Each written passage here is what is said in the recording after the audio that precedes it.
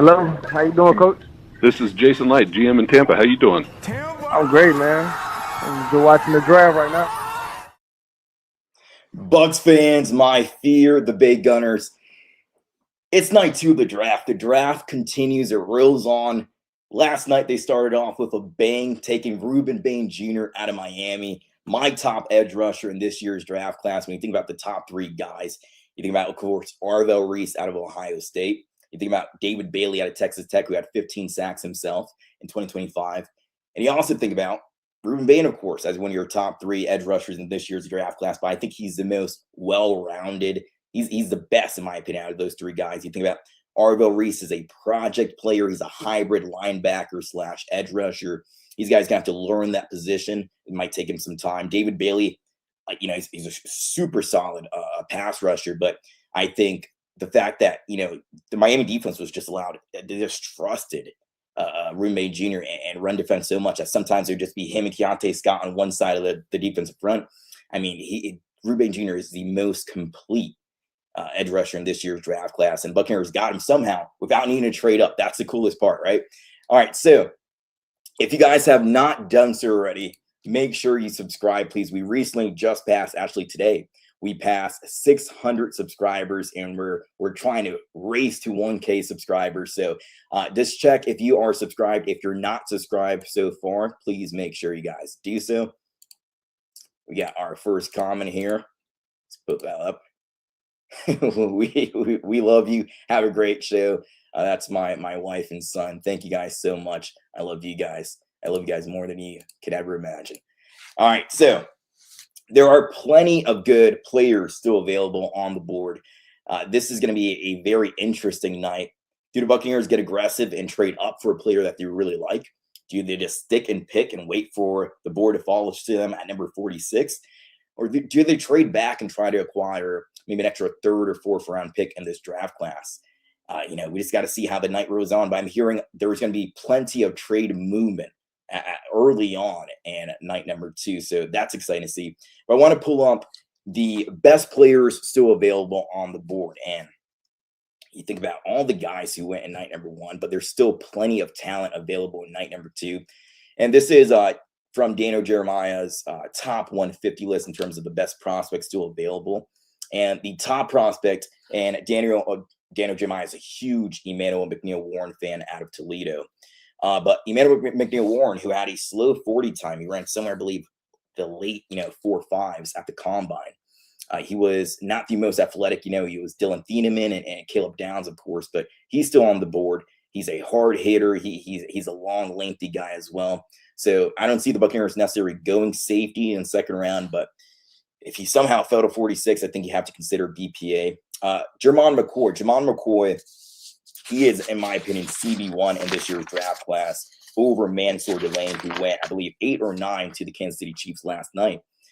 The problem is that knee, and this comes from Tom Pelissero yesterday, and we talked about it last night's show, but just in case you did not hear about his knee, there's further concerns and further complications with that knee. Tom Pelissero states that doctors, when we're talking about Jermon McCoy's knee, remember he was out all 2025 with a torn ACL. And Jermon McCoy here, doctors are concerned that he will need another surgery to replace a bone plug used to repair a cartilage defect in his knee. The concerns are not about his surgically repaired ACL. So a bone plug issue, cartilage issue there. How long does that keep him out in 2026, if at all? But just, a little bit concerning when you're taking a guy this early on, but he is a very young guy. He's 21 years old, so he still has a long career ahead of him. If this is not a injury that's going to continue and you're just going to have further and further and further problems with that knee of his. All right. So we get our first comment. So who would you like to see them pick? So I would prefer a linebacker in round number 2, but defensive tackle as well. So you have, of course, they already took edge rusher Ruben Bain Jr., so edge isn't a need heading into round 2 here. But you have really solid linebackers still on the board. You have C.J. Allen out of Georgia, who reminds me of Levante David and the fact that he's not a flashy player, but he's extremely smart. He's a captain of that Kirby Smart defense at Georgia. He has a green dot, so he's a quarterback of that defense also. He's not flashy, but he gets the job done, and you can trust him in coverage. You can trust him in the run game. You can trust him as a pass rusher as well, but that's not his expertise. You also have other Anthony Hill Jr. He's up here, but he's not one of my top guys. He's more of a developmental project, in my opinion. Extremely athletic and extremely young, however. You also have, in terms of linebacker cores, Jacob Rodriguez. I think this is a name that Bucs fans are clamoring over. I know, doing this whole draft, content series throughout this offseason so far in 2026. Jacob Rodriguez has undoubtedly been the Buccaneers fan favorite. Everybody wants him in Tampa. Extremely instinctive. He's a guy who, from a football IQ standpoint, you put him next to, kind of like you imagine a comp would be like Luke Kuechly, in terms of he just knows what's going on out there in the football field. He's a guy who was a quarterback in high school, and I think that's helped him out a lot, just understanding how quarterbacks attack certain looks and certain coverages. I think he's a tremendous player. Now, lack of size a little bit with him, and the question going into the combine was about his athleticism. I think he showed he is fast enough. He had a great combine performance. It was overshadowed, of course, by Sonny Styles and Arvell Reese combine performance, where they just lit up the show. But Jacob Rodriguez is a guy who, if he's there at 46, I don't think the Buccaneers can even wait to bring that pick in. They're going to run that card up to league front office. But being realistic, Jacob Rodriguez is a guy that if you want him, you're going to have to trade up most likely in round number 2. Now, he could fall, because anybody could fall. We saw Rebay Jr. fall yesterday to number 15 overall. But I think the most realistic option is, if you want Jacob Rodriguez, you're going to have to trade up for him. All right, so let's see. And there's also one of my favorite linebackers in this year's draft class before we get to our next comment here. Jake Golday, big 6'4", 240-plus, traditional size linebacker, gives you that size and speed. The Buccaneers want to play bully ball, and he has that frame to do so. Started off his career as a hands-in-the-dirt pass rusher. Cincinnati, they use him a lot in the slot as a big nickel. They trust him in coverage, so he can really do everything you want him to do. He needs more experience in the box, however, working as a true off-ball linebacker in the box, doing those duties there instead of being in the slot or being elsewhere. But he's a guy who, if he has Alex Anzalone, who the Buccaneers brought in this offseason from the Detroit Lions, next to him as his mentor, I mean, I think that's a great mentor to have while you're still learning that position of linebacker. All right, so before we get into the additional players, as we continue to wait for Roger Goodell to come out here and put the 49ers on the draft board, or on the board here, who they traded back in the first round into the second round. So this comment here from Supply and Demand says, trade Braswell in our second and fifth to move up to get Jacob Rodriguez. So yeah, if you're gonna move up, it might cost you a 4 for a fifth, depending on how high you're gonna go up. I just don't know. I know Braswell is on a rookie contract. I don't know if anybody is going to want Chris Braswell. They'll be like, you can keep Chris Braswell and just give us like a 6th round pick next year or 7th round pick next year, as a sweetener. But I don't know anybody who's going to want Chris Braswell Jr. He hasn't proved anything. He's more of at this point, you could view him as a special teams guy, maybe not even a guy who you can trust on defense anymore. I mean, he's entering year number 3. We'll see what he can provide in year number 3, but he's a guy who can potentially be cut depending on who else they bring into this pass rush room. All right, and Supply and Demand says, or just draft Kyle Lewis and 10 pounds on him. Yeah, so he's a little bit of a smaller guy, but Kyle Lewis, when you think about the Buccaneers want to improve in terms of their inside linebackers, their coverage skills, Kyle Lewis is one of the best, if not the best, coverage linebacker in this year's draft class. A little bit smaller out of Pitt. But he's a guy who, I know Bucky Brooks actually has him listed as a safety and not a linebacker. I still see him as a linebacker, but you can get creative with him depending on what your packages are and who you have at the inside linebacker position. But Kyle Lewis will be an interesting pick, maybe in round 3, maybe round 4, but I think more likely round 3, just depending on who's available for the Buccaneers and if they skipped on linebacker in round number 2. But the Buccaneers can also double dip on linebacker in this year's draft class. There's not much depth in that room. You got Alex Anzalone as their starter. You have Savasier Dennis. Who else? You got Chris Roseboom, who they brought over this offseason from the Carolina Panthers. And you have Nick Jackson. Not much depth in that room at all. So I can see the Buccaneers bringing in 2 linebackers if they think that they need to, or signing maybe a veteran linebacker to come into this team and to help out that room just a little bit more. All right, so We went through some of the linebacker options available in round number 2. You got C.J. Allen, Jake Golday, Jacob Rodriguez. Jacob Rodriguez being the most likely one that you need to trade up for. C.J. Allen, maybe not going to be there. Maybe got traded 1 or 2 spots, but he could potentially be there. I know Trevor Sikkema from NFL Stock Exchange did a round 2 and round 3 NFL mock draft, and he had C.J. Allen falling to pick number 46 and Buccaneers taking him. But we'll see if that actually comes to fruition in today's draft. But that's from the linebacker position. The Buccaneers want to go linebacker in round number 2. There's still, a hefty amount of talented defensive tackles available. And if you think about the defensive tackle room for the Tampa Bay Buccaneers, their 3 starters are essentially all on the final year of their contract. So you think about Vita Vea, he's going to be a free agent in 2027. A'Shawn Robinson, who they brought over, big, mean, feisty defensive tackle who has a lot of versatility in terms of where you can align him. He's on a 1-year, $10 million deal. And then Elijah Cansey, the Buccaneers have not picked up his 5th-year option, which will come to about, it's somewhere around the range of $14 million. So the Buccaneers trust Elijah Cansey that he can stay healthy, and they pay him that 5th-year contract, that $14 million. He's currently making somewhere around $2 million on his rookie deal, $2 or $3 million. Do they trust him to take the leap and give him that $14 million deal? I'm not too sure, but we have to see how the Buccaneers play this whole thing out. But since all those guys are on the final year of their contract, you might want to add maybe a little bit more to this room, a future starter potentially. Caden McDonald is a guy who comes to mind. Caden McDonald is a guy who I don't think he's going to be there, number 46. He is one of the best, if not the best, run stuffer in this year's draft class. He was that foundation of the Ohio State defense. When you think about all the talent they had on that defense with Sonny Styles, who went to the Washington Commanders, Arvell Reese, that hybrid player, going to the New York Giants at number 5 overall. And then here we come Roger Goodell. He's going to make some introductions here. And then think about Caleb Downs at the safety position too. They have Davison Agbanosa at cornerback, but he was a handsy guy. Good size there, Tim. He plays physical. But Caden McDonald, a defensive tackle option. The Buccaneers want to go defensive tackle in and maybe shore up that defensive front seven just a little bit more and add more depth or potential future starter to that room. When we think about more defensive tackles, Lee Hunter, I really like him out of Texas Tech. He's a big guy. Didn't prove too much at the combine. He kind of probably hurt his stock a little bit at the combine. Didn't turn out. His RAS score is really low in terms of his athleticism. He's a guy who can be a run defender. He could provide some, pass rush ability. And I love his game where he's getting double teamed. And he just puts his head down and he just tries to ram through, 2 blockers to try to get to the quarterback and try to run, stop the ball carrier. So Lee Hunter out of Texas Tech, he's a guy who can realistically be there at pick number 46. And you would have maybe you have Lee Hunter and A'Shawn Robinson, and Elijah Cansey on the other side. Just got to figure out you can have a good rotation with those guys. But maybe Vita Vea, Lee Hunter, Elijah Cansey, or Vita Vea, A'Shawn Robinson, Lee Hunter, if you want to get really big in that 3-4 look. All right. So Caden McDonald, Lee Hunter. Let's continue to view a few more plays. Oh, Christian Miller. Yeah. Christian Miller out of Georgia.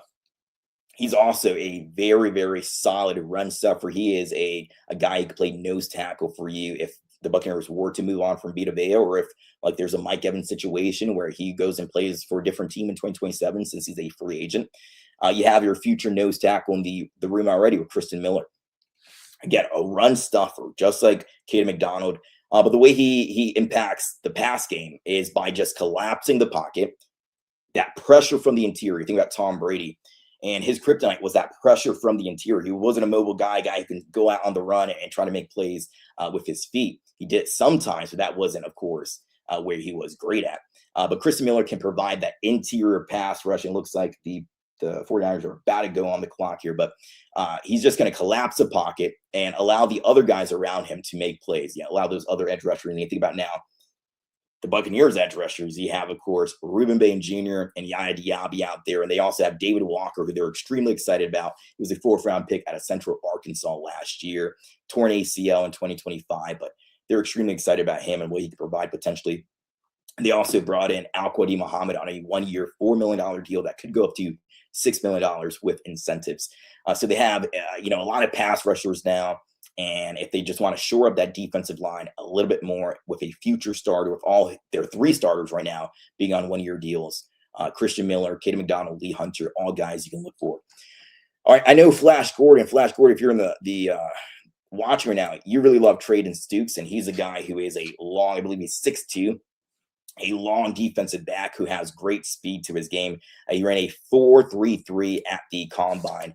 Very, very fast. He's a guy who started off at Arizona as a walk-on, and he played cornerback. Eventually, they moved him over primarily to the nickel, and he played some safety as well. So he's had experience at the cornerback position. He's had experience playing in the nickel and at safety. So you can just decide where you want to put him. But if the Buccaneers were to draft Traden Stukes, I would see him most likely at the nickel position, and that will mean you permanently move Jacob Parrish to outside corner. So you'll primarily be an outside corner with Traden Stukes being your speedy, big-framed nickel, and on the other side you would have Zion McCollum or Benjamin Morrison competing for that other opposite outside corner position. So we have the 49ers coming up on the clock now. They have about 5 minutes to pick. Last night draft went very, very, very fast. I like how speedy it was. There's a lot of surprises. Talking about surprises, I stay off of social media. When I'm doing the show live, I stay off of social media, so I get no spoilers. I just love being surprised. Last night, you think about Carnell Tate going to the Tennessee Titans. I didn't see that happening. You think about the Rams selecting Ty Simpson when they still have Matthew Stafford in the post-draft press conference for Sean McVay. He didn't seem too happy with the pick. So I don't know if there's something with Les Snead and him where he just didn't like the pick, and Les Snead just wanted to make sure they protect their future with a guy like Ty Simpson. But man, that was definitely surprising. With a quarterback going before the Buccaneers picked at number 15, a guy like Rube May Jr. was allowed to fall down the draft board. Of course, Big Owani went number 14 overall to the Baltimore Ravens. All right, so the 49ers are on the clock here. We have, 14 picks into the Buccaneers pick, but we'll see who falls. And of course, we're on Jacob Rodriguez watch here. We're on these defensive tackle watch here. So there's a solid number of players that the Buccaneers could be interested in this year's draft class, but we'll see here. All right, so Flash Gordon says, I'm also back on drafting Pregnon. So Emmanuel Pregnon, if you want he's a low body fat percentage, big physical offensive guard. I really liked him when I was watching Noah Whittington. He was a running back out of Oregon. Solid late day 3 running back if you wanted to go with a complete running back. He was one of the few running backs who I saw as he's undersized, but a guy who you can trust on every single down. You can trust him in the pass pro game. You can trust him as a runner. You can trust him as a pass catcher as well. So Emmanuel Pregnon, if the Buccaneers want to further shore up that offensive line, Emmanuel Pregnon, if he's on the board, I can see that potentially happening depending on who else is available. All right, so Flash Gordon says, I think Pregnon can be just as big as an upgrade over Bredesen as Vega, only more a pass protector with good run D. Well, Vega is more of a upgrade on run D and good at pass defense. Yeah, so both of those guys, extremely, extremely good at the interior of the offensive line. Vega one, you have Chase Basantis too out of Texas Tech or Texas A&M, but I think those two guys, when you think about Pregnon and Vega, they're kind of on another tier than Basantis. Flash Gordon says, I would try not to reveal who it is. Yeah, I would try to stay off of social media so we understand who the I thought Carson Beck just went, because I'm watching the ESPN live stream here, and Carson Beck's graphic just showed up in the 49ers draw. I'm like, they have Brock Purdy. I thought they went all of a sudden. That would have been a big surprise to start off the draft. Carson Beck going number 33 overall, but that's not the case here. Flash Gordon says, I would try not to reveal who it is. Thank you, buddy. Thank you. I like being surprised when this stuff happens here. All right, and then Flash Gordon says, I thought that was a bad pick drafting Ty Simpson. I was glad they did, though. Move somebody down to us. Bang. Yeah, exactly. So the whole mindset was there's really only going to be one quarterback taken in the first round, and that was going to be Fernando Mendoza. And then we started hearing yesterday that Ty Simpson is really a strong candidate to go in round 1, and potentially also Carson Beck from Miami.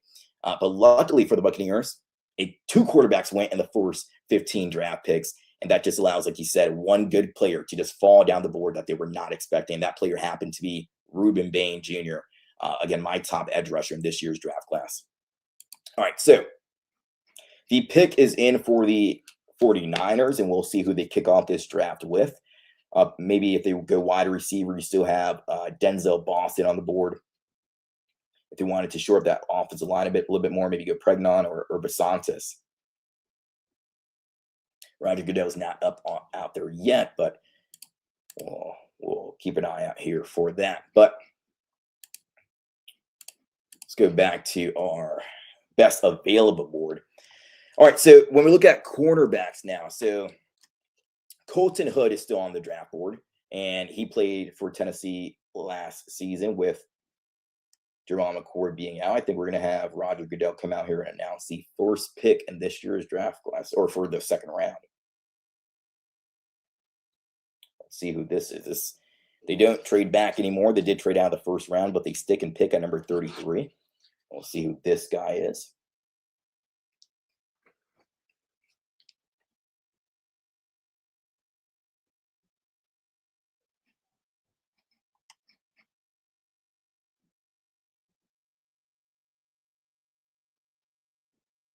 All right, here we go. Pick number 33.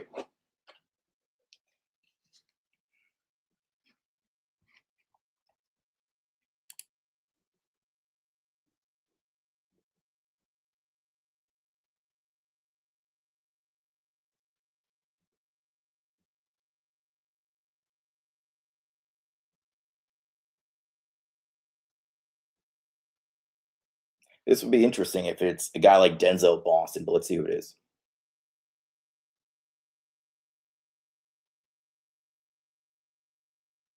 Oh, wow. Deshaun Stribling goes number 33 overall. So you have an Ole Miss wide receiver here who originally, when I was watching him, I saw him as a potential day 3, like a round 4 type of guy. But throughout this process, his draft stock has just risen and risen and risen. And he's a guy that if you want to push the ball down the field, he could be that intermediate to deep ball kind of guy if you want to push the ball down the field. This is a surprise that he is, the 4th wide receiver taking off the board at number 33 also. So his stock really, really, really increased throughout this entire process. I'm surprised. He goes over Boston. Wow, okay. That is definitely an interesting one because you still have Boston on the board. Where did DJ Jeremiah have him?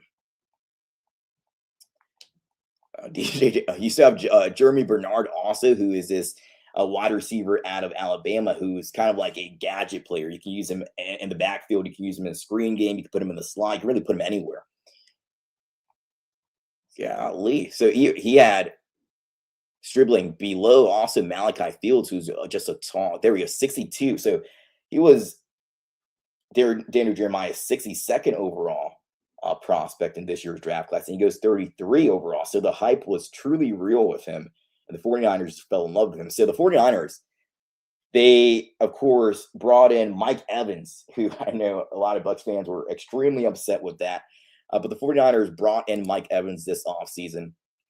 He leaves the Buccaneers after a historic 12-year run with the team. He is their new wide receiver 1. Stribling goes along with him. George Kittle is injured. We'll see when he returns, but they have, of course, Christian McCaffrey as their top running back, and he's just as much as a threat as a ball carrier as he is a pass catcher. So they just add more firepower to that team with Deshaun Stribling here, man. Wow. Okay. A shocker to start off round number 2 with how high he went. Because I saw him more as a round 3 guy if he was going to sneak into day number 2, not the first pick in the second round. Oh, this draft is going fast. Do we have the Cardinals already picking? Okay. So the pick is in for the Arizona Cardinals. And again, we're on Jake Rodriguez watch for the Buccaneers. We're on Jake Golday, Caden McDonald. There's a lot of players, a lot of talented players still available. We have James Conner, running back, who is now RB2 since they drafted Jeremiah Love last night.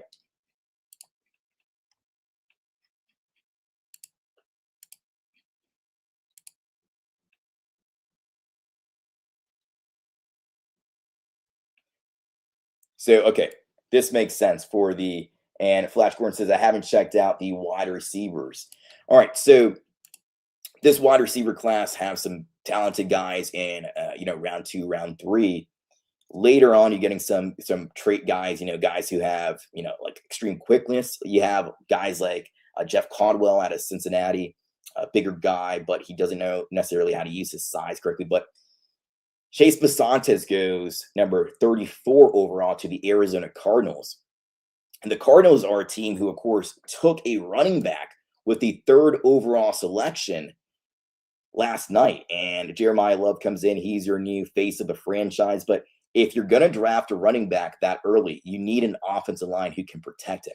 And the Arizona Cardinals, they have many holes on that offensive line. Chase Basantes doesn't even fix all the holes, of course. You have Paris Campbell as their left tackle. You have their center, Fjorhart.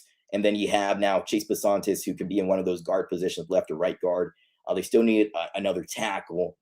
But man, okay, you need an offensive line to protect for your superstar running back now, and they're slowly building that offensive line, and they can continue to add further pieces as the draft continues and carries on. So Chase Basantes goes number 34 overall on Daniel Jeremiah's 52nd prospect in this year's draft class. Now the Buffalo Bills go on the board. We look at the Buffalo Bills. They traded for DJ Moore this offseason. So they were a team that, when Mike Evans was and his agent were talking about potential landing spots for the superstar wide receiver, future Hall of Famer, we're talking about Mike Evans, of course. He wanted a team where he could be the wide receiver one, get wide receiver type of targets, a quarterback he can trust, a play caller he can trust, and that would be Joe Brady for the Buffalo Bills. They were a potential team who could potentially be, in consideration for Mike Evans' services and talents, but they traded before free agency began for DJ Moore, and they got their new wide receiver one with him. They brought in Bradley Chubb, also did not re-sign Joey Bosa.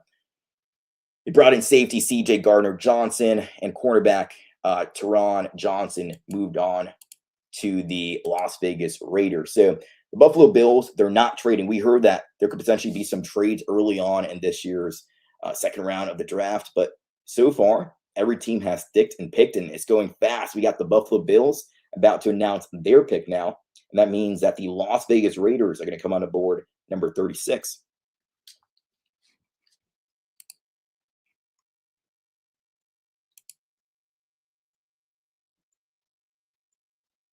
Okay.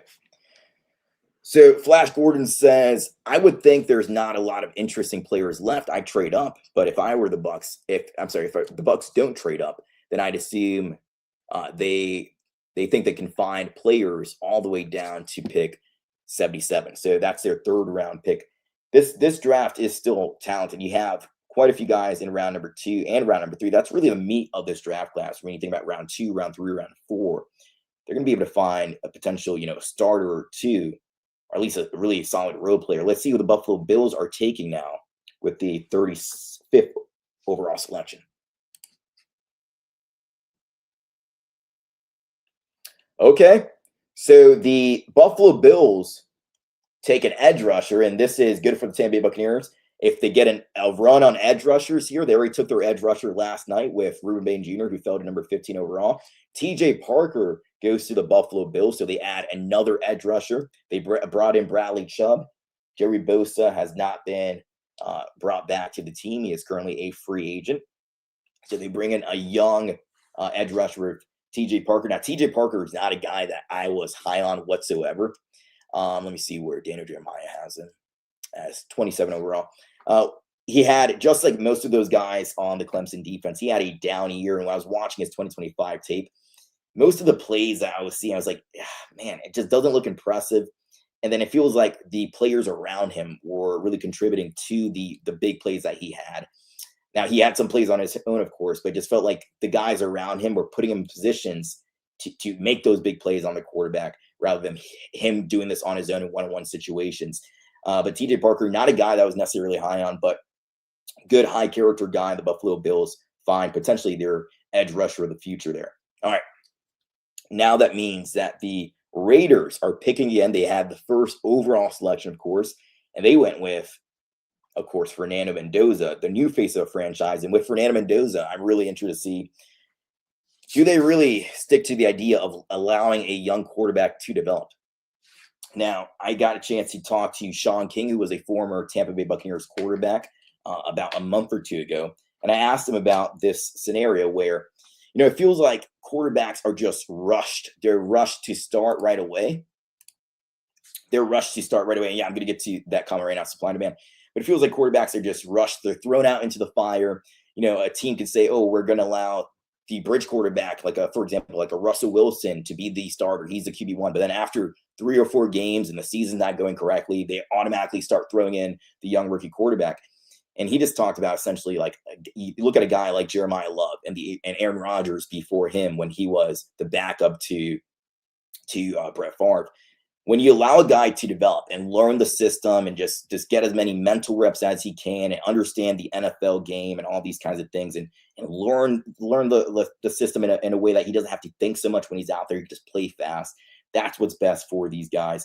And he's fully on board with the idea of Sean King is drafting these guys to sit behind a QB1. And I'm really interested because the Raiders, they brought in, of course, Kirk Cousins from the Atlanta Falcons to be their bridge quarterback. He's on it's a 1-year deal, but the contract looks insane because for Kirk Cousins, it's not really a 5-year, $172 million deal, but his agent did master work here to make this number look extremely impressive for Kirk Cousins. It's really like a 1-year, $12 to $20 million deal, somewhere around that range, and the rest of the years aren't necessarily guaranteed.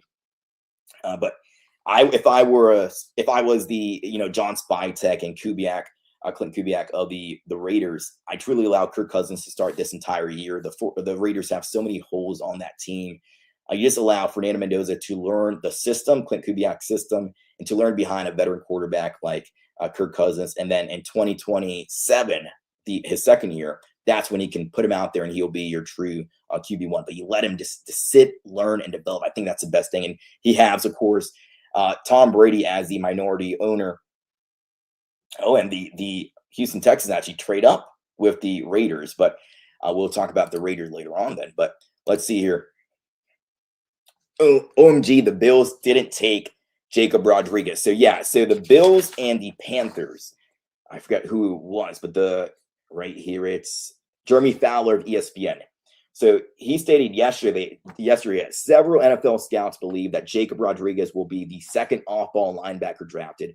Panthers, Bills among teams that did extensive homework on Rodriguez. So the Bills and Panthers being the top 2 teams that have talked to Jeremy Fowler, and they seem like they're extremely interested in Jacob Rodriguez's services. They don't go with Jacob Rodriguez. They go for more premium position, edge rusher. But yes, he is still on the board. Again, we're on Jacob Rodriguez watch here for the Tampa Bay Buccaneers, a Buccaneers fan favorite. And pick number 36 is coming in. We'll see who this is. This might be one of those big boys, those big defensive tackles. We'll see who the Houston Texans decide to go with. The pick is in for them. Before that, we'll go with, all right, we got Roger Goodell coming up. Supply and Demand says, this could be like last night all over. What if he falls to us? And then Supply and Demand says, the Texans wanted J-Rod. Let's see. I don't know who the pick is because I'm staying off of social media, but let's see who this pick is for the Houston Texans. The Houston Texans are on the clock. Roger Goodell's coming out. Let's listen to what he has to say. They traded up to get this pick.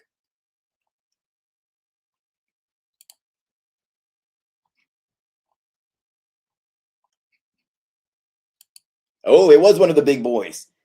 It's going to be Caden McDonald. All right, so again, we talked about at the beginning of the show, Caden McDonald being one of those options for the Buccaneers if they wanted to go defensive tackle, but the Houston Texans take him, and he goes to Houston with Will Anderson Jr. and Daniil Hunter. Those 2 guys can hunt the quarterback down, get to the quarterback. You have the pressure from the edge, and now for the Houston Texans, they also get a collapsing presence in that interior defensive line. So Caden McDonald, big boy from Ohio State, goes to the Houston Texans. The Buccaneers, according to Jeremy Fowler, were intent on taking a defensive tackle early. Now that means that Kristen Miller's still on the board if they still want to go defensive tackle out of Georgia. Lee Hunter's still on the board out of Texas Tech. But Jacob Rodriguez is, you don't want to, jinx things here, but he hasn't been picking so far to the Texans or to the Buffalo Bills. And Pick number 37 comes in now with the New York Giants. And you got to think New York Giants, I don't know if they go linebacker. I don't think they do because the Giants they have so many edge rushers. They have an arsenal of edge rushers. You have Abdul Carter. You have Kayvon Thibodeau. You have Brian Burns, who had 15-plus sacks last year. And they brought in Arvell Reese. But Arvell Reese, because you have so many edge rushers, he might play a little bit inside linebacker versus playing on the edge. So I don't think the Giants would be a team that is interested in Jacob Rodriguez, but we'll see.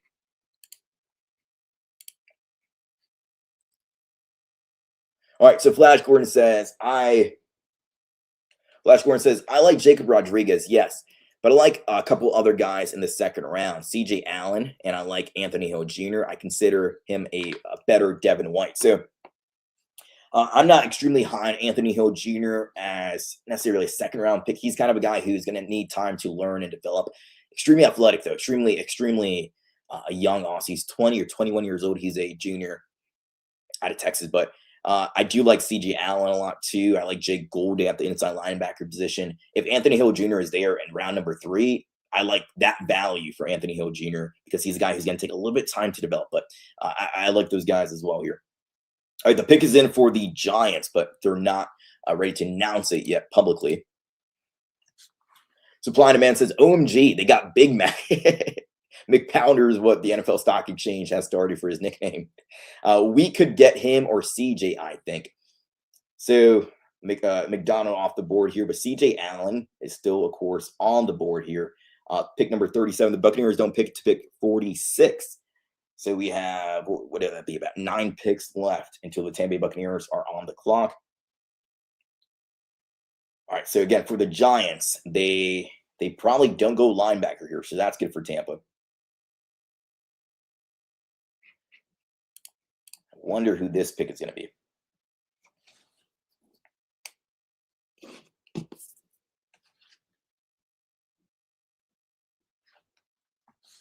All right. So again, for the Buccaneers, you still have CJ Allen on the board.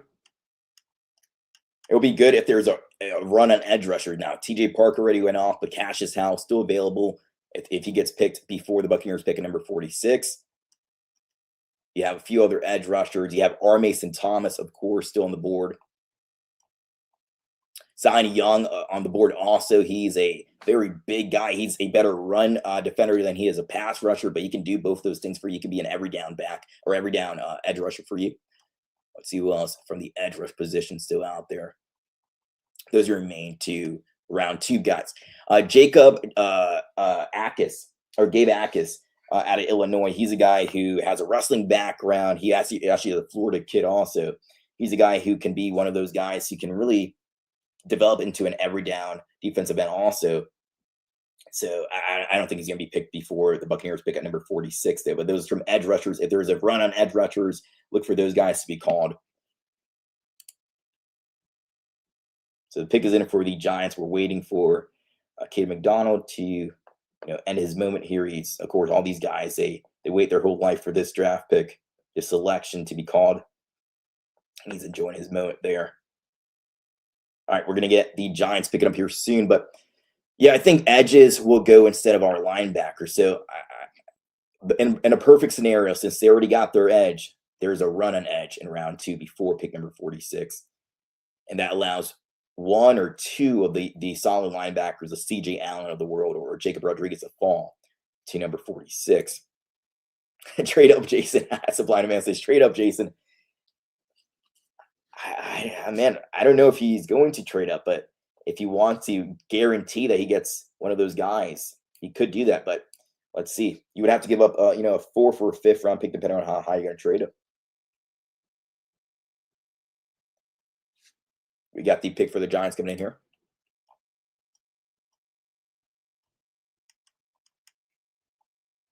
Okay. All right. So the Giants go with a corner, and it's a corner out of Tennessee. He is one of those guys who he's probably, if you look at just, pure outside quarterback, he's probably the 3rd best press man coverage corner there is. I had Chris Johnson, who went to Miami yesterday, as my CB3. But if you want a guy you can trust in press man, he's your guy who's still available.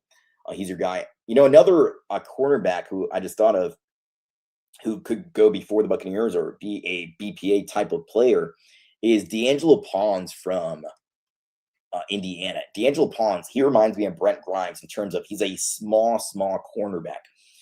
And Indiana just trusts him playing outside corner no matter who he's going up against because of his athleticism. He has that leaping ability. He's extremely fast, extremely quick. He can stick. He's like sticky when he's covering these guys. So D'Angelo Pons, he could be a guy who goes before pick 46 or one of those BPA players. And he's a guy just like Jacob Parrish where you can move around. You can play him inside or outside. He has an inside-outside versatility. But D'Angelo Pons, very athletic, small, but extremely feisty and athletic and quick cornerback. If we see, more corners being taken here or a BPA option for the Buccaneers at pick number 46. But Colton Hood goes off the board at number 37. That means the Raiders are going to pick soon at 38. And again, they drafted Fernando Mendoza yesterday. We'll see who they go with in round number 2. And they already have their pick in. This is the NFL has done a tremendous job, let me say, in speeding up the draft. So there's not a lot of dead air. Normally, there's so many commercials and there's so much dead air. But last night and so far in round number 2, we're going quick here. This draft might be over by maybe around 10 o'clock. It's a very quick, fast-moving draft. All the teams got the memo. All right, the pick is in here. They have so many holes on this entire team on offense and on defense. You just wonder who this could really be truly BPA. John Spytek can go BPA. You can go a guy like D'Angelo Pons, who was a teammate of Fernando Mendoza. Let's see who they go with here. The pick is in.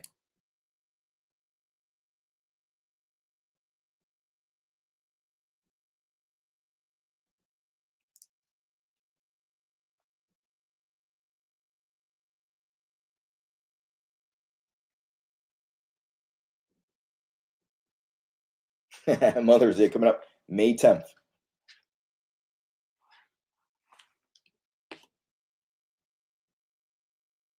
All right, here we go.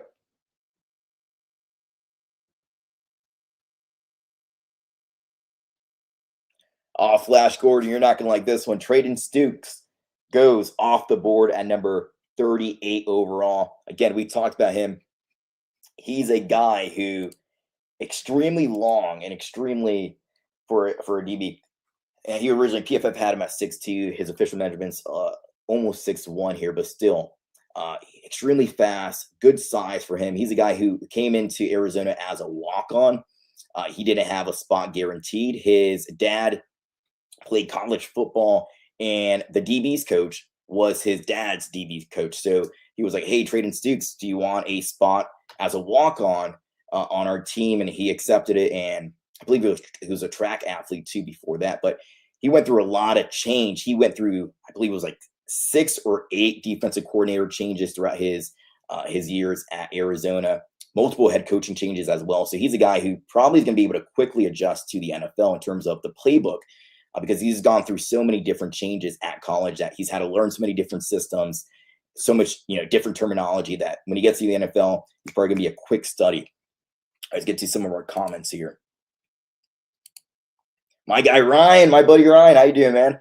He says, with the second pick, the Bucs get a defensive player, but I would not be surprised if they trade back for more picks. They have a few needs that they need to address in this year's draft class. And of course, if you do trade back, you get an extra maybe round 3 or round 4 pick, depending on how far you trade back. But all these options, trading back, slightly trading up, sticking and picking, it just makes for a very interesting night. And thank you for watching, Ryan, my buddy Ryan. He's a great guy, one of the best people, I love talking Buccaneers football. Ryan, thank you for watching, buddy.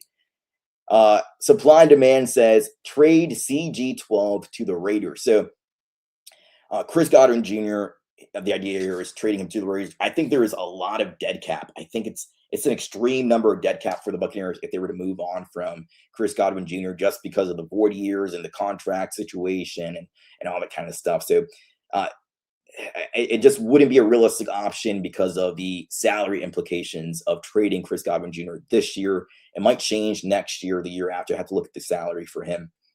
I just know this year, if they were to trade him, it would be, it would be an extremely negative move for them from a cap standpoint, where they're gonna be in a dead money situation that they necessarily don't want to be in. When you still have to extend Baker Mayfield, you have to extend Yaya Diaby, Kalijah Kancey, they have to decide whether they're going to pick up his 5th-year option or not. Cody Mauch also is in the final year of his contract. So they have quite a few players that they need to extend. And if you're just in a dead cap situation, it's hard to keep your team together in that aspect. But I get your idea of trading Chris Godwin Jr. here. But, I like being loyal to guys if they've been loyal to you. And Chris Godwin Jr. has been loyal to Tampa Bay Buccaneers. He had a opportunity to get paid more with the New England Patriots when he was a free agent, was about a year or two ago. He decided to stick with the Tampa Bay Buccaneers and stay loyal to the franchise. And if I was a GM, if a guy is loyal to my team, I'm going to be loyal to him. I think that's just good business, and it tells the other guys in the locker room that you're not just going to trade them away. You're gonna also respect them as people and players as well. All right, so Flash Gordon says, I don't suppose you know who the Raiders pick is. It was Traden Stukes. You're upset here. Freaking Spy Tech. So yeah, Traden Stukes goes off the board. That was your guy, I know, from Arizona. He's gone now. Talented DB. He's a guy he could play safety, play nickel for you if you need him to, because he has experience as an outside corner. He can do that for you also. You can really just pick up a spot for him and tell him to learn that spot and give him as many reps as you can at that spot, and I think he'll be okay. Flash Gordon says, no trading Godwin, favorite player. So yeah, Godwin's a guy who's getting older, of course. He had that what was it, the fibula injury, just that knee injury that he suffered. What was it, week 7 of the 2024 season against the Baltimore Ravens? I think that was Monday or Thursday Night Football. But he's a guy who, Todd Bowles believes that he can be a 1K yard wide receiver again, especially with Mike Evans moving on. These guys, the J-Max of the world, Emeka Buka, Chris Godwin Jr., just going to get more targets, more opportunities to shine. And the Buccaneers still have a lot of faith in Chris Godwin Jr., even though he's getting older. He's suffered an injury before that's pretty significant. They still have a lot of faith in Chris Godwin Jr. And then Flash Gordon says here, the Browns going to pick Joe Hayden coming out to Browns legend to announce this one. But we're going to see the value of Chris Godwin's leadership. Yep, on our young wide receivers. I believe that also. He's a great leader. The pick is in for the Cleveland Browns. Let's see who this is.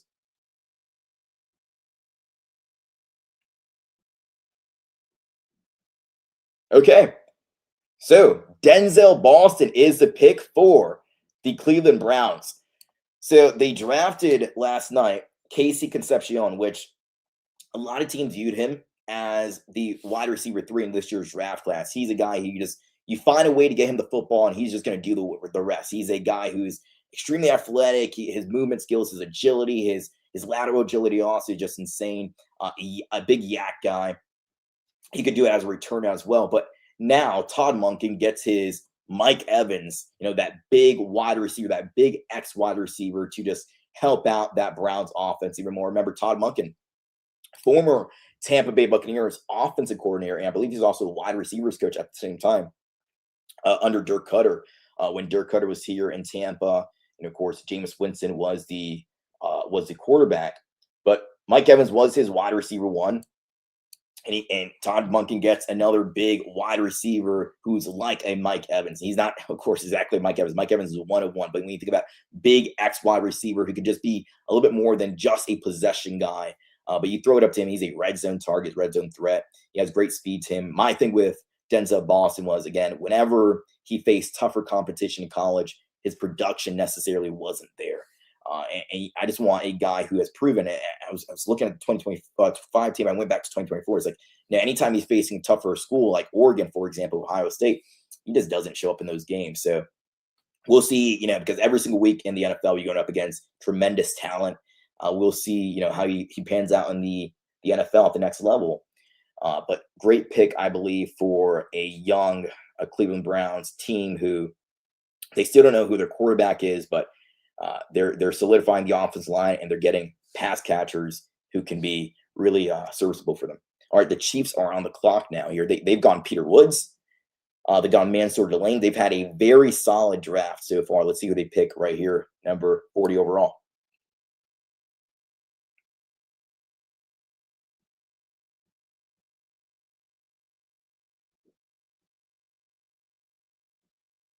This is good for the Buccaneers. All right, so R. Mason Thomas comes off the board to the Chiefs. And now we get into pick number 41. And you still have C.J. Allen on board. You still have Jacob Rodriguez on the board. You still have Lee Hunter also. If they want to go defense tackle, you have Christian Miller also. So again, if we see a run on edge rushers, this is really good for the Buccaneers. So R. Mason Thomas, he was a little bit light at the combine. I know that was a problem there, but he's a speed rusher. And he's a guy who, like Jason talked about, you want guys who could both win with speed and power. He's a guy who just wins really with speed.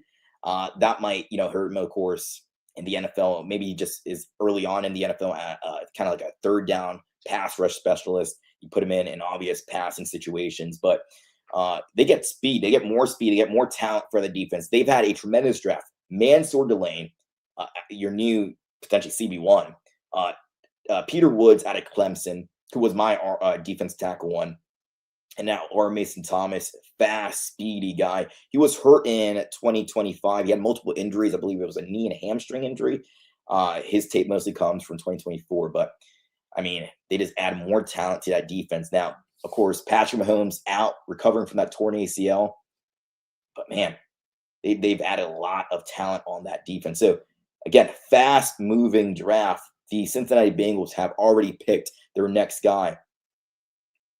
We'll wait for that pick to come in, but man, what a draft for the Chiefs! They're not messing around in this year's draft class. They got a good haul for themselves.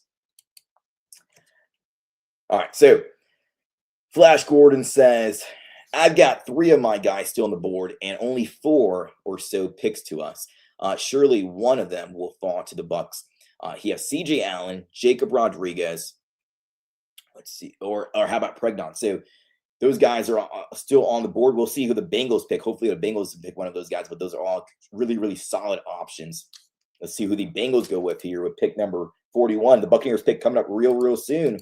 Again, fast-moving draft.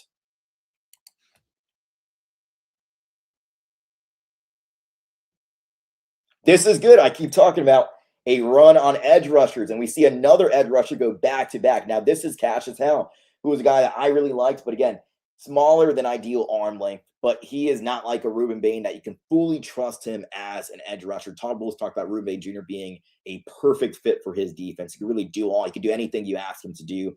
He does have shorter arms. We talk about Ruben Bain Jr., just like Cassius Howell. But Jason talked about Mike Tyson also had really small arms, and he made the most out of it. He just, when we're talking about Ruben Bain Jr., he's a strong, powerful edge rusher who has all the tools that he needs to be a successful impactful defensive end / edge rusher in the NFL.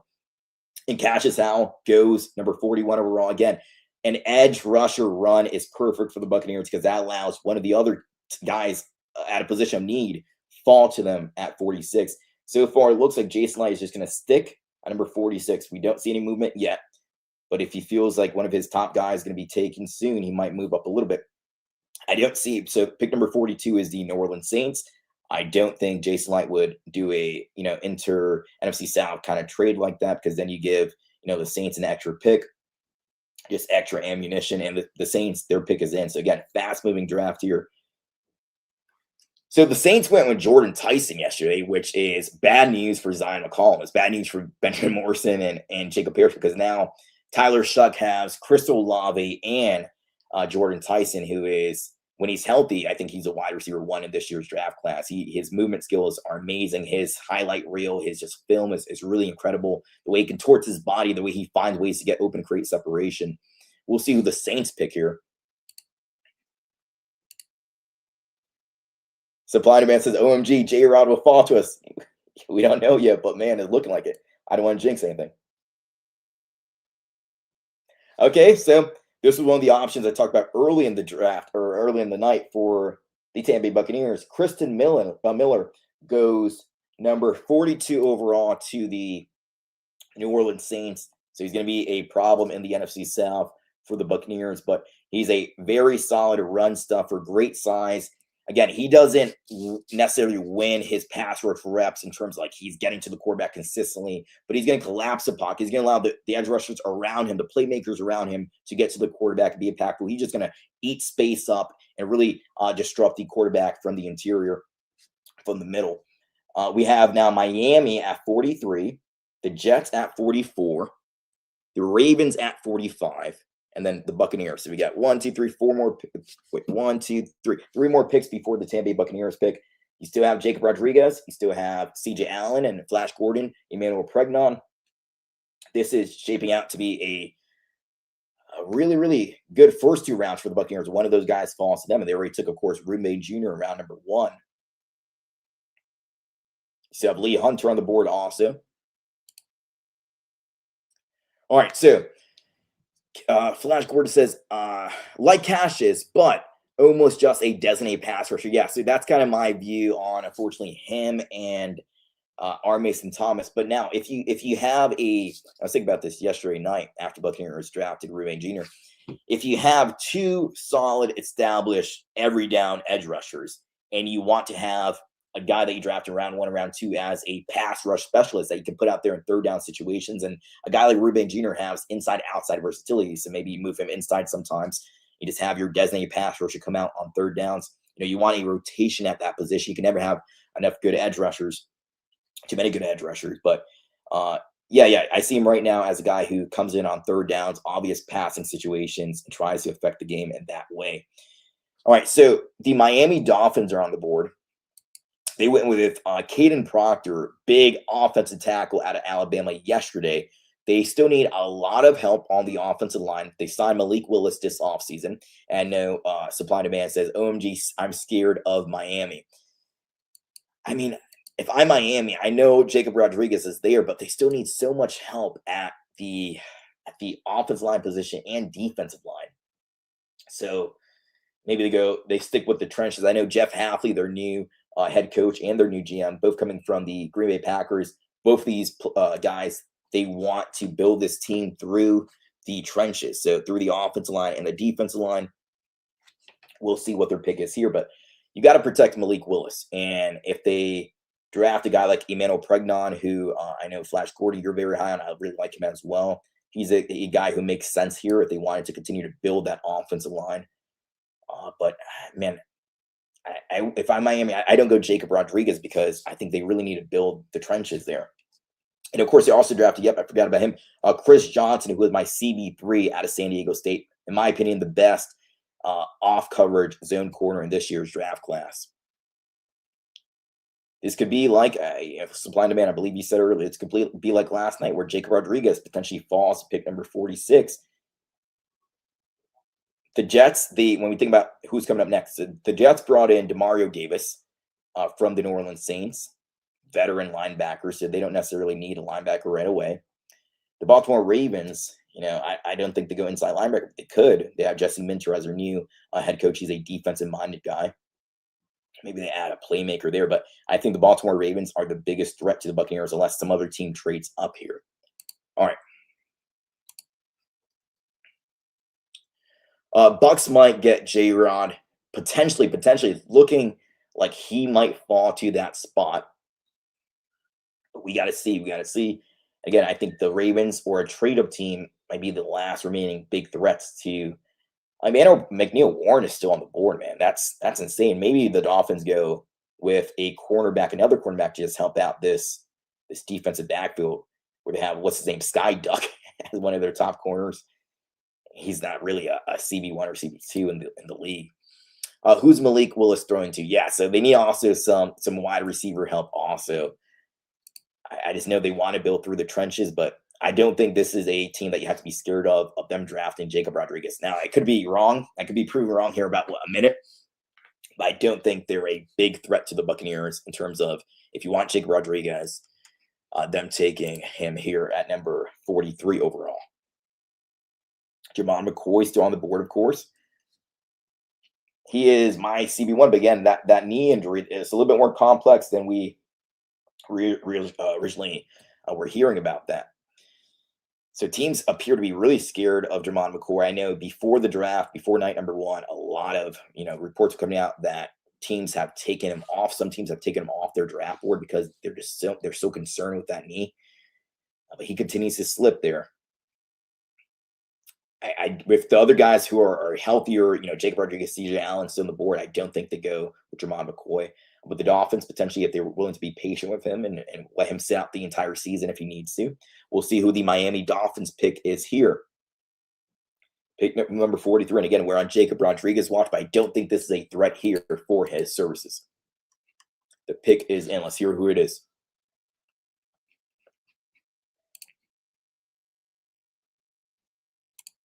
Oh, no. I was pretty wrong.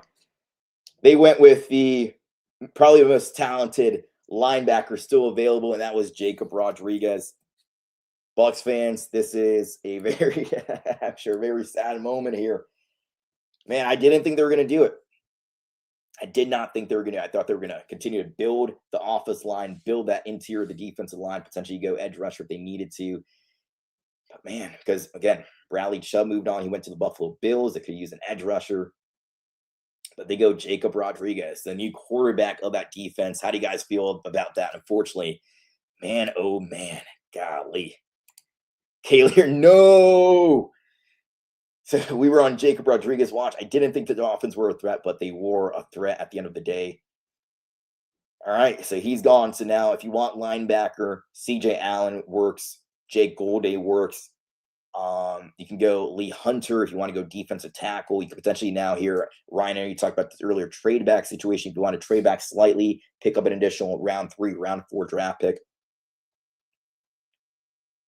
All right, he is in terms of his ability, his instincts allow him to just be so impactful in terms of a turnover machine, can force fumbles, can get those interceptions.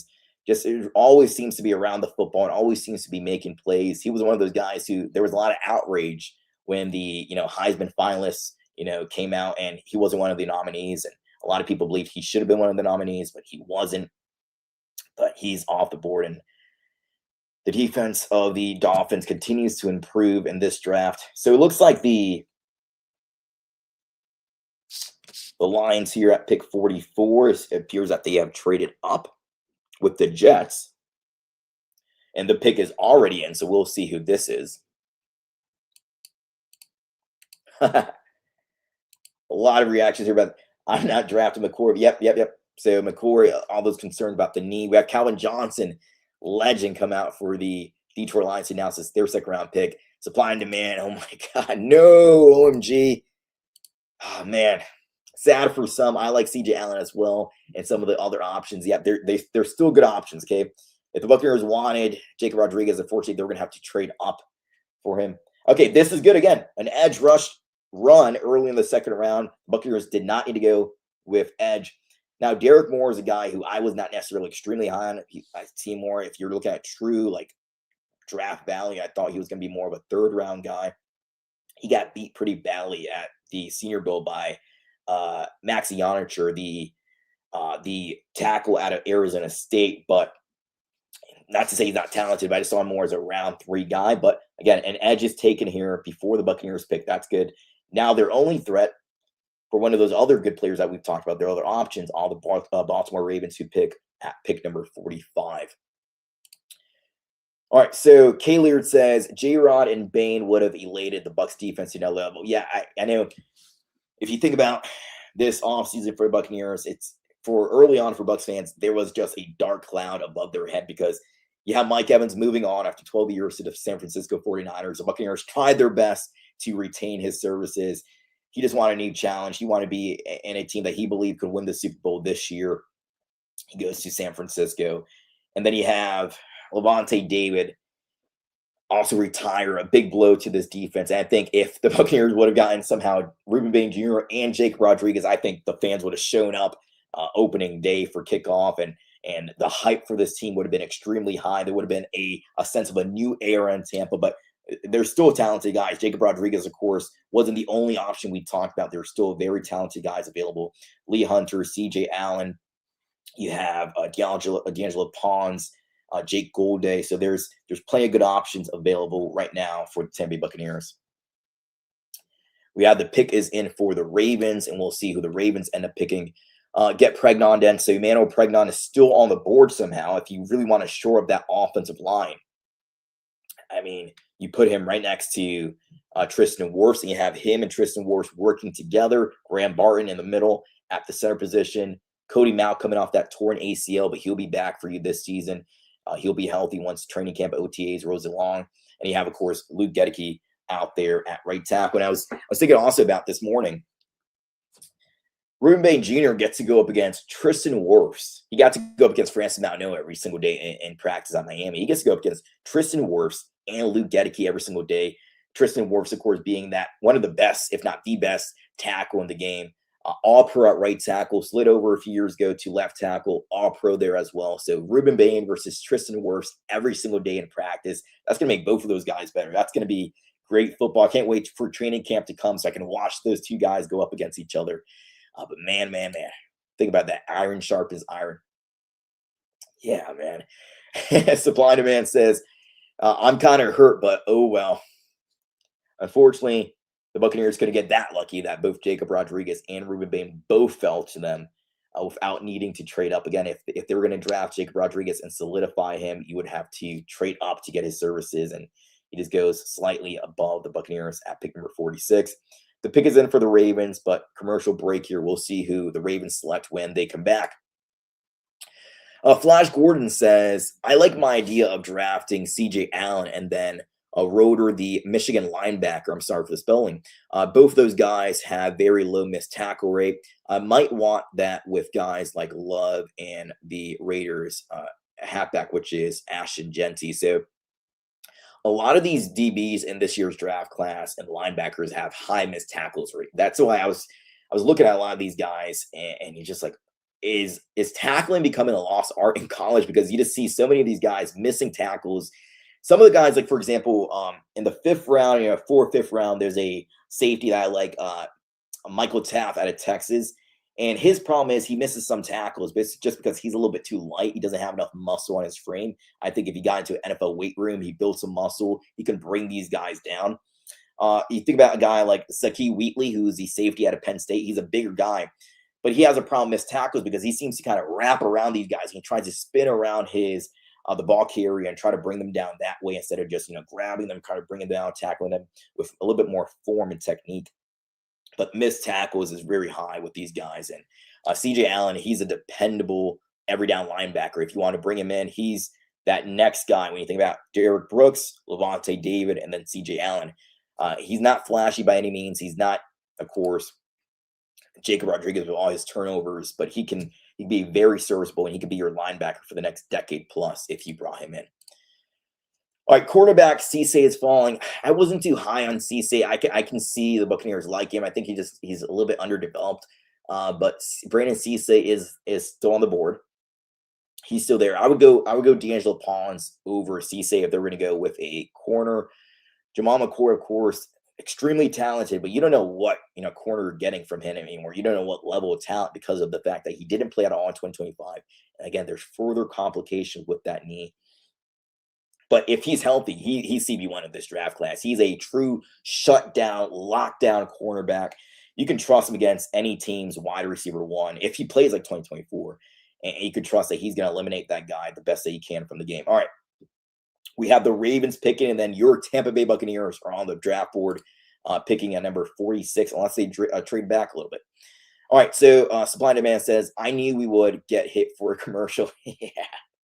But here we go, pick 45, and then Tampa Bay at pick 46. Let's see who this is for the Baltimore Ravens. The final threat to your Tampa Bay Buccaneers.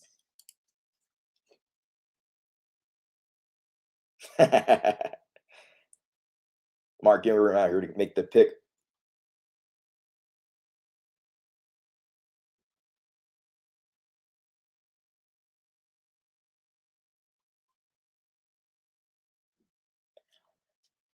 All right, so who is this pick going to be for the Baltimore Ravens? Again, they went Vega Wani around number 1.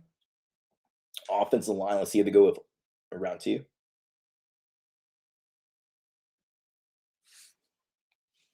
We'll look at the The Ravens, again, they tried to trade for Max Crosby. That didn't work out. They backed out of the deal last minute. They move on from their longtime head coach and John Harbaugh.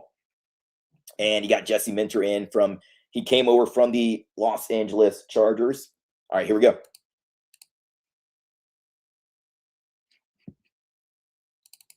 Oh, this is good for Tampa. Again, another edge rusher. So Zion Young, big edge rusher, young guy out of Missouri, a better run defender than he is a pass rusher, but he can do both for you. He has incredible size. What is he got? Like 6'5", 270 in that range. So great size for an edge rusher. Great size like Yaya Diaby. But that's really good for Tampa. Again, they did not need an edge rusher. They already drafted their edge rusher last night in Ruben Bain Jr. And this means that C.J. Allen is still on the board. Lee Hunter is still on the board. I know they brought him in for a top 30 visit. Jake Golday is still on the board. If you want to get risky, Jermon McCoy is still on the board. D'Angelo Pons is still on the board. Emmanuel McNeil-Warren is still on the board also if you wanted to take probably the third best safety in this draft. We have plenty of options for you depending on where the Tampa Bay Buccaneers decide to go. Who do you guys think the Buccaneers are going to take here? All right, Supply and Demand says, Pregnon, please. Yes, Emmanuel Pregnon, one of those other options. I forgot to mention him there. Again, further solidify that offensive line. And if you don't, for example, if you don't trust, because Ben Bredeson is still under contract for next season as well. So, and he's on a cheaper deal. He's on a cheaper deal than it would take to extend Cody Mauch. They're both 27 years old also. You know, it's wild when you think about, you know, Cody Mauch and Ben Bredeson being such a veteran. But they're both actually the same age, 27 years old. So if you wanted to keep Ben Bredeson and you don't think you're going to be able to extend Cody Mauch, you maybe put Emmanuel Pregnon at right guard and you keep Ben Bredeson as a cheap starter for you at the left guard position. But that will allow you to have a lot of flexibility as you continue to build this offensive line and just further strengthen one of the strongest rooms, if not the strongest room for the Buccaneers. All right, the pick is in for your Tampa Bay Buccaneers. Supply and Demand says, or Pawns. Let's see who this pick is. Rondé Barber. I got a chance to meet him recently. Also, he's a great guy. Let's see who the Buccaneers pick with the 46th pick. Big moment here. Who is this going to be?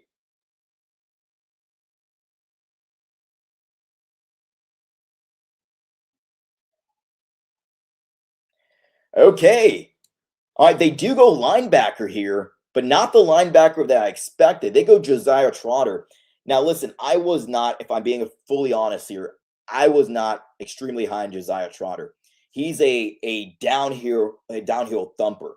He's a guy who is going to provide extremely, good quality, good service for you as a run defender. If you need him as a pass rusher also, but in coverage, that's his biggest weakness. He was a liability in coverage at times. So I would have thought that they would have gone with a linebacker like C.J. Allen, a more well-rounded a linebacker, but Josiah Troder, very aggressive.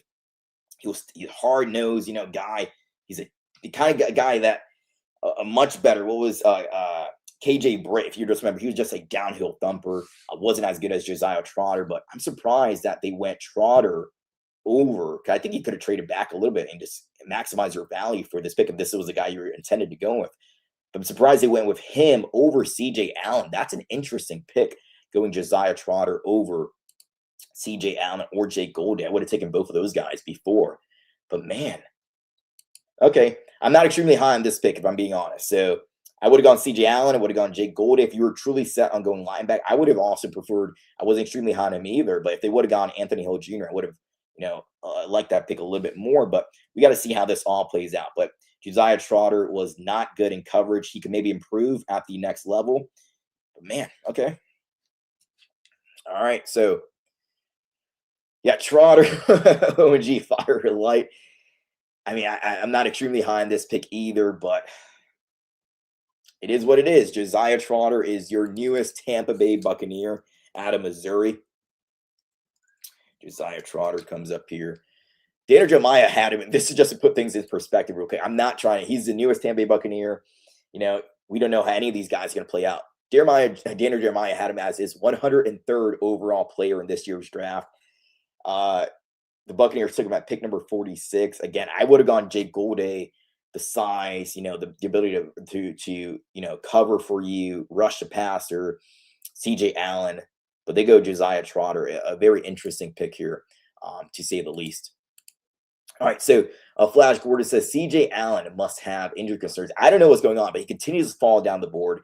I didn't expect him to fall this deep, but the Buccaneers even passed on him. So there's something that we might not know about CJ Allen. Let's see who the Steelers pick at number 47. We'll get to this comment here by the Steelers. But man, I be honest, not extremely high on this draft pick. So the Steelers pick, and they pick wide receiver Jeremy Bernard. Interesting guy. He's a gadget player. He can do whatever you want him to do. So he's a guy who is not going to take over a game. I think he had maybe 1 or 2 total 100+ receiving yards in terms of like games where he had 100+ receiving yards. But he can take handoffs. He can be an outside wide receiver for you. He can be an inside wide receiver for you. He can be effective in the screen game also. So he's a guy that you can use in very creative ways. You can scheme him like up against the defense, however you want to use him that week. But gadget player, creative guy, running back, wide receiver hybrid, as you see if you're watching the ESPN clip here. He was lined up in the backfield. He lined up in the backfield quite a bit for Alabama. But let's get back to this Buccaneers pick. Josiah Troder. Did not expect that, man. Now, he is aggressive. He is a guy who's going to give you everything he has, plays with true passion, plays with an edge. The Buccaneers want guys who are physical and play with an edge. He fits that. He's physical. He plays with an edge. But if they were set on Josiah Troder, I would have moved back slightly, traded back, and pick him there, and maybe pick up an extra, late 3rd or 4th round pick if that was going to be your guy. I don't know about that one. We'll see, because we have to see how this all plays out. But I would have gone with CJ Allen. If you're going to tell me CJ Allen, Jake Golday, those would have been my guys. But let's see how his career plays out. Just overall interesting pick in round number 2. They hit with round number 1. I can say that, that feels like a solid pick with Remain Jr. Round number 2, a little bit more questionable because he's a guy he's a liability in coverage. I know they brought Alex Anzalone in and he excels in coverage, but Josiah Troder doesn't. But Todd Bowles, he wants to, this might be his last year in Tampa. We don't know how things are going to play out, but he has 1 year to, prove that he could stick around with this team. And he probably felt like Josiah Troder gives him the best ability for what he wants to do in 2026. All right. So supply and demand says this is horrible. Very interesting pick, again, to say the least. Could have got Troder in the 3rd round. So yeah, I did not see Josiah Troder as a 2nd round draft pick. A guy you can get in the 3rd round. I agree with you fully there. So that's why I said, I could have seen them trading back a little bit, but man, Josiah Troder, I was shocked when the Buccaneers picked Reuben Bain Jr. because it's just like, I'm surprised that he was even on the draft board. I'm surprised with this one, but for the totally opposite reason. I wouldn't have gone Josiah Troder, but Jason Light might be right. We might all be wrong here. Jason Light might be right, but I want to give you my honest take. And I wouldn't have gone with Josiah Troder, but we've got to see how this all plays out. I know his father played in the NFL, so he has, just like Antoine Winfield Jr., he has a father who played in the NFL, so you have a great, guy you can lean on. It's your own father. But Josiah Troder goes 46 overall to the Tampa Bay Buccaneers. Yeah, so supply and demand says Hill over Troder. I wasn't extremely high, like I said earlier, on Anthony Hill Jr., but if you told me pick one of these guys, Anthony Hill Jr. or Josiah Troder, I would have gone with Anthony Hill Jr. because he's made some plays in coverage where Josiah Troder necessarily hasn't been as consistent coverage as I would have liked him to be. But maybe the idea is you have Alex Anzalone be your coverage guy, and he's covering the middle of your field, and you have Josiah Troder as your attacking linebacker, just very aggressive, your blitzing linebacker, the guy who's going to run in to stop the run, of course, be your run stuffer as well. But again, on 3rd downs and passing situations, I don't know if Josiah Troder is your guy there. Yeah, it's horrible in coverage. That's my concern with him, just his coverage game. That's why I wasn't too high on him, because I thought the Tampa Bay Buccaneers would have preferred a linebacker that can be an every down linebacker. I see him as an early down linebacker, a guy who 1st down, 2nd down, you can trust him out there, but 3rd down, he becomes a little bit of a risk for you. But we still have a long night, and let's see what happens in the 3rd round. But man, oh man, Josiah Troder, interesting draft pick for your Tampa Bay Buccaneers. Give me 1 moment. I'm going to be right. I'm going to be right back for you guys. I'm going to take a short break, just about a minute or two. If you guys have not subscribed already, please make sure you do so. I'm going to be right back right before the Atlanta Falcons potentially pick number 40.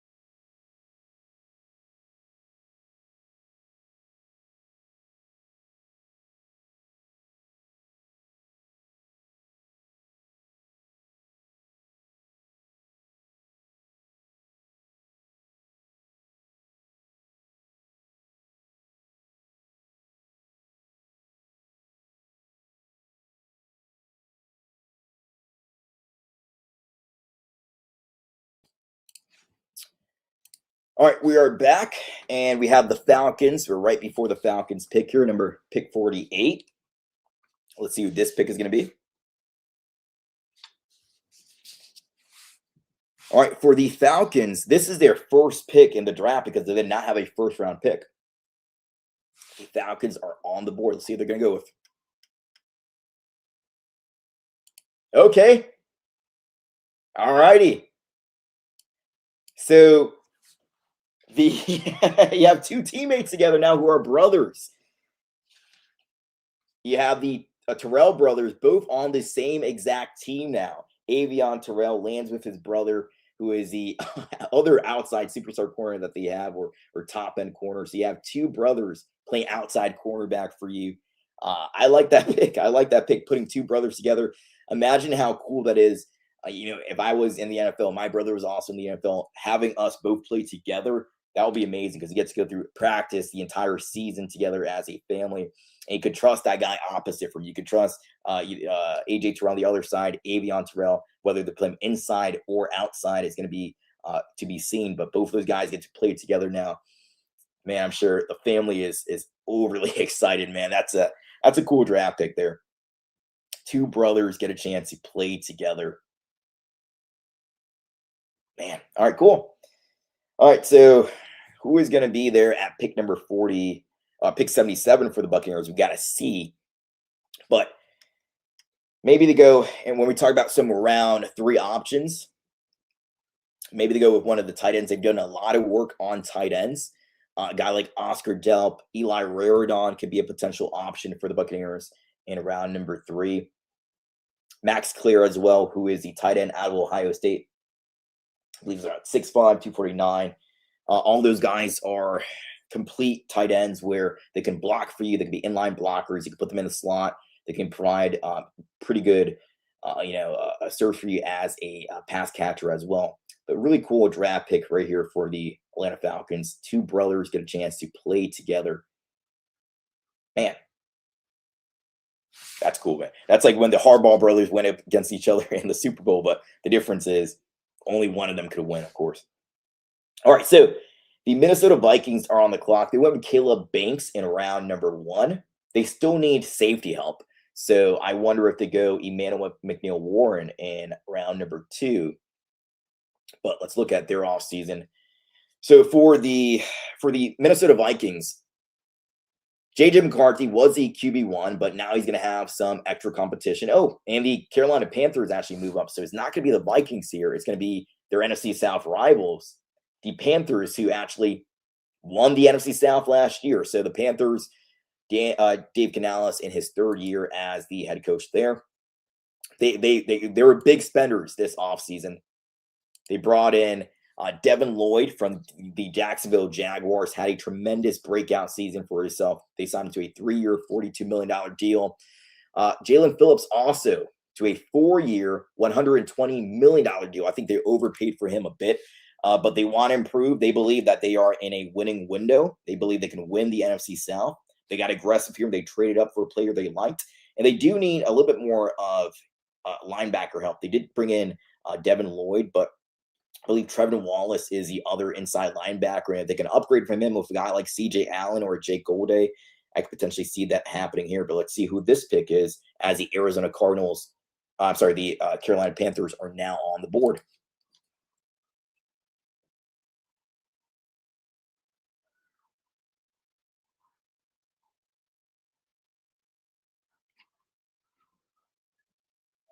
Let's see who this is. All right, so Lee Hunter goes off the board. So that was one of the options I talked about when we talked. If the Buccaneers wanted to target defensive tackle in this year's draft class, we know Caden McDonald was off the board. Peter Woods, Caleb Banks went off in round number 1. Lee Hunter and Christian Miller being those guys who could have been options. But Christian Miller, of course, went off the board already also. Lee Hunter being that final upper echelon type of defensive tackle in this year's draft class. You have other guys, Dominic Orange, Dante Corleone, but Darrell Jackson also from Florida State. But there is a big drop-off now between Lee Hunter and the Christian Millers of the world to the next tier of defensive tackle. Those guys probably deep, round 3 guys, round 4. But the defensive tackles now, the big ones, the really talented ones are now off the board. All right, so this is a problem for, of course, the Buccaneers because the Panthers get Lee Hunter, but I think their offensive line is so good when we think about the Buccaneers' offensive line. If they're healthy, Cody Mauch and Ben Bredeson, they're healthy, and they just further support center Graham Barton. And I know a lot of people think maybe move Graham Barton into guard because he struggled last year at center, but I think he struggled just because of the fact that there were 2 revolving doors next to him at the 2 guard positions with Ben Bredeson being in and out the lineup the entire season. Of course, Cody Mauch being out of the lineup. And they tried a few different guys at right guard. Ultimately, they settled on Dan Feeney. They tried Luke Haggard out there as well. I believe even Michael Jordan played 1 game at right guard. The rest of the games are at left guard. But all right, so Lee Hunter goes to the Carolina Panthers. So that's a guy they're going to hear a lot about over the next at least 4 years with the Carolina Panthers being in the NFC South here. All right, so let's look at some of these round 3 guys for the Buccaneers.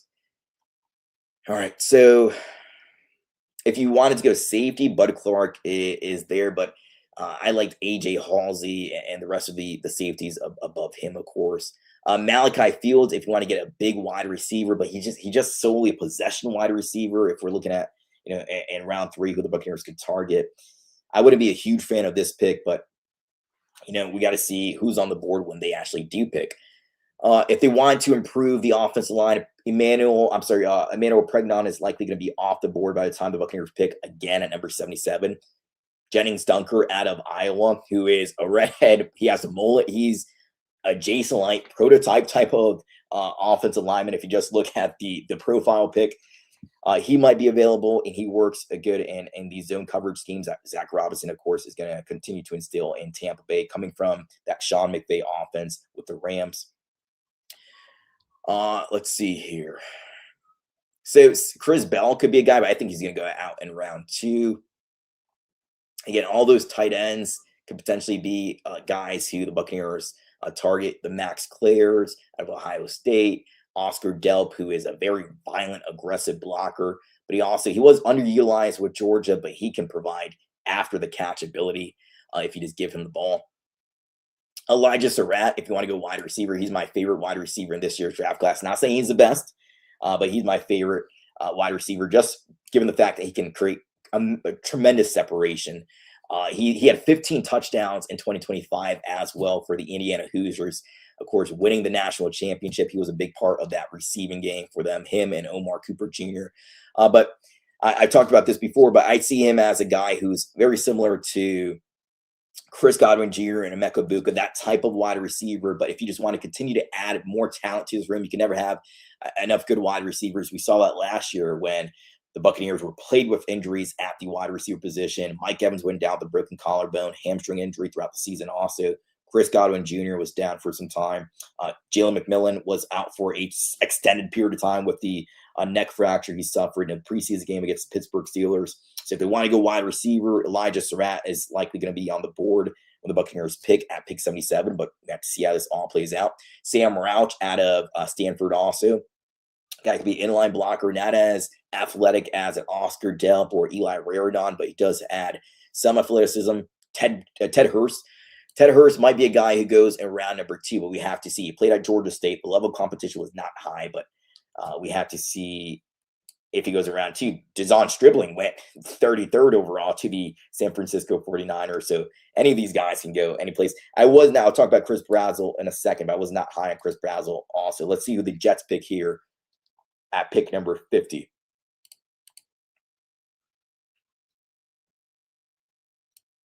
Again, at this point, it's just seeing who goes off the board and who is going to be available for the Buccaneers at pick 77. They went with Ruben Jr. at pick 15.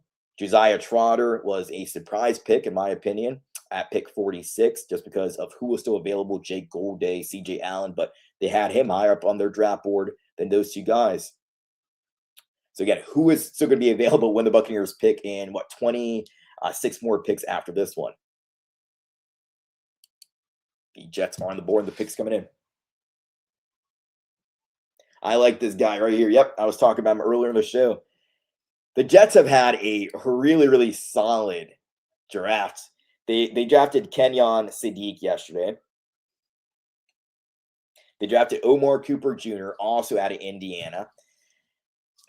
Now they take D'Angelo Pons. Again, he's a undersized outside corner. He's about 5'9", but he reminds me of Brent Grimes because of that leaping ability, his athleticism, his speed. You think about Brent Grimes, former Tampa Bay Buccaneer, of course, but his big highlight plays came when he was in Miami with the Miami Dolphins. But a guy who went up against Calvin Johnson multiple times, a 6'5" wide receiver, and Brent Grimes was able to take care of business when going up against a future Hall of Famer, and in that case, and now he is a Hall of Famer in Calvin Johnson. But D'Angelo Pons, I see him as that same type of player, a guy who you can trust outside or inside. Even though he's undersized, he has the leaping ability, the athleticism, the speed, the coverage skills to keep up with any wide receiver they have out there. And they drafted also David Bailey. Forgot about that one, number 2 overall. What a solid draft class so far the Jets have had. I mean, they're not playing around this year. David Bailey, Kenyon Sadiq, Omar Cooper Jr., now D'Angelo Pons. Look at them. They're all excited. Mooney's hitting it. Their GM. He's hitting it in these first 2 rounds. All right, the Vikings are on the clock with the 51st overall selection. They took Caleb Banks, defensive tackle, in round number 1. And the pick is in for them. Again, this is a speedy draft. How are you guys feeling about that Josiah Troder? You know, we let some time pass a little bit. 5 picks right now with the Minnesota Vikings. There's about to be 5 picks have separated us from that 46 overall selection. But how are you guys feeling about that draft pick, Josiah Troder? And who are you guys looking forward to the Buccaneers drafting? Who's your dream scenario now at number 77 overall in the 3rd round? Let me know. And right now we got the Minnesota Vikings about to come on to Roger Goodell or whoever is the Hall of Famer that they have who's going to come out and speak to announce their 51st overall selection.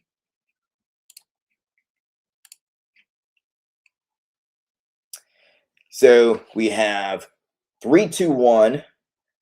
Thatch says, I like Hill, but Trotter is a better fit for the Bucs. So he's a good fit in terms of if the Buccaneers wanted to get more physical, they wanted to get more aggressive, and he is a downhill aggressive linebacker, an attacking linebacker. But again, his liability comes in coverage.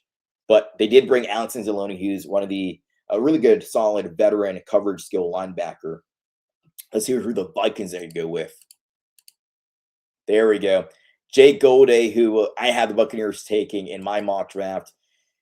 Big guy out of Cincinnati. He was a walk-on coming out of Cincinnati. Started off actually in Central Arkansas, he started off as a hands-in-the-dirt pass rusher. He actually overlapped. He actually played with current Tampa Bay Buccaneers player, edge rusher, David Walker Jr. So he played with David Walker. And I know David Walker, he was kind of vouching for Jake Golday to come to Tampa. But the Buccaneers decided not to go with him. But he was my guy if I was the GM for the Tampa Bay Buccaneers. Now, again, they played him a lot. It was something like 500 snaps at the slot. He was the big nickel for Cincinnati. but he has that experience working the slot, working in coverage, working as a pass rusher. He just needs more time working in the box where you're going to be playing in the NFL as an inside linebacker. But I think he's going to be a really, really solid future linebacker for this Minnesota Vikings team for many years to come. But a solid draft for them so far, the haul. You got Caleb Banks, you got Jake Golday now. Two big guys who, you know, if they pan out correctly, you have two solid long-term starters for you for many years to come. All right, so the Packers are up now. And this is the Packers' first pick in this year's draft. And they're going to pick. They're not going to trade back. They finally get on the draft board at pick number 52. Remember, they didn't have the first-round pick because of the fact that they traded for Micah Parsons last season. Micah Parsons dealing with that torn ACL. But let's see who they decide to go with. When we look at the Packers, they have some needs at defensive line. They moved on from Rashawn Gary. We'll pull up their offseason here, their offseason recap. Packers move on from their center / guard, Elton Jenkins. He moves on to the Cleveland Browns. Zaire Franklin, they bring him in. They trade him in from the Indianapolis Colts. They made that trade in the offseason. They bring in Javon Hargrave. So the Minnesota Vikings moved on from their interior defensive lineman, and Javon Hargrave was one of those guys. The Packers brought him in, so he stays in the NFC North. And they added to the defensive line. Rashawn Gary, they moved on from him. He departs. And also Quay Walker. Quay Walker went to the Las Vegas Raiders. He's going to be with his former college teammate, Nakobe Dean, both guys who played together at Georgia. Those are two teammates once again reunited. So it's interesting here to see who do the Packers go with. Do they go edge? Do they go offensive line? They could really go truly BPA in this scenario, just try to draft the best player available for themselves. AJ Halsey still on the board. Man, McNeil Warren. I wonder when. McNeil Warren hasn't been picked yet, unless I've been distracted here. But he has not been picked. So I wonder what the slide is, why the slide is occurring with the man McNeil Warren. I know he ran a really slow 40. He was in the 4.5s. But man, if you just turn on the tape, he is a playmaker. He was, in my opinion, the second. You can argue because of the incredible athleticism of Dillman Thiedemann, he could be your third safety in this year's draft class. But they could go Emmanuel McNeil Warren here. Jamon McCoy, if they want to get risky, he's still on the board. TJ Parker off. All these guys are off. CJ Allen still on the board, but they traded for a linebacker this offseason. So you can't see them going linebacker here. Brendan Cisse, if they want to add to the quarterback room. Christian Miller. Oh, he's off the board already. These guys are off the board. D'Angelo Pond's off the board. Chase Pasantis. Keontae Scott, if you want to get a very aggressive, blitzing, run-stuffing nickel, he is still on the board for you there. We got commercial break, but let's see who the Packers select when they come back. Man, Josiah Troder. I'm still on that one here. Josiah Troder, interesting draft pick for the Buccaneers, but they liked him more than Jake Golday. They liked him more than CJ Allen, and I'm wondering why, CJ Allen's still on the draft board here as we reach pick number 52.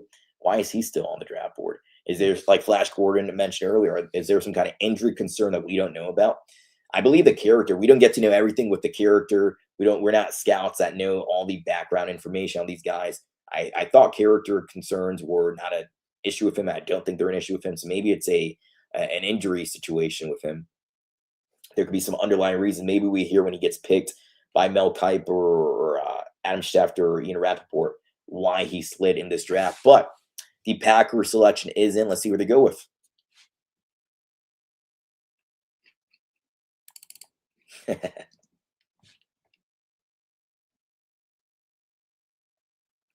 Pick 52. Who is it going to be?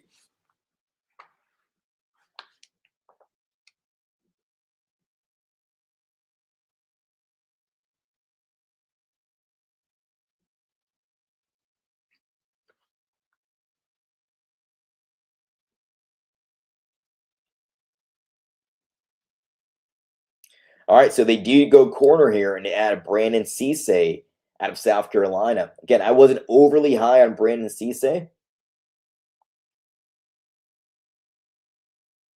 but he's a pick for them, and they believe in his abilities.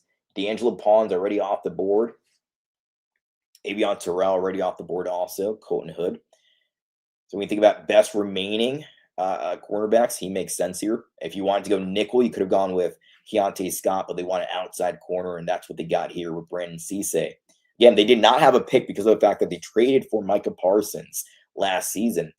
So they finally get their first pick of this draft, 52, and it ends up being Brandon Cisse. Again, they were in a position where they can really go BPA, and they just took Brandon Cisse, cornerback here. Yeah. Just needs more time to develop, in my opinion. But when you got Micah Parsons, rushing for you and affecting the quarterback, consistent pressure helps out the defensive backs on your team. So, like, for example, last year, the Buccaneers couldn't get consistent pressure on the quarterback. And that harmed Zion McCollum and Jacob Parrish at times, and Jamel Dean when he was out there, and Benjamin Morrison. If you're not getting consistent pressure on the quarterback, you're putting your DBs in harm's way. And if you do get consistent pressure, then that makes the job of your cornerbacks and your defensive backs, your safeties, a lot easier. You think about a team like the LA Rams with Shula as their defensive coordinator. They don't blitz a lot. They just rush with 4, and they truly believe that they can get to the quarterback with 4. And they have, of course, Braden Fisk. They have Byron Young. They have Jerry Verse, Kobe Turner. So they trust their 4 defensive linemen. All right, Pat McAfee out here to make the selection for the Indianapolis Colts. Let's see here for the Colts who this one's going to be.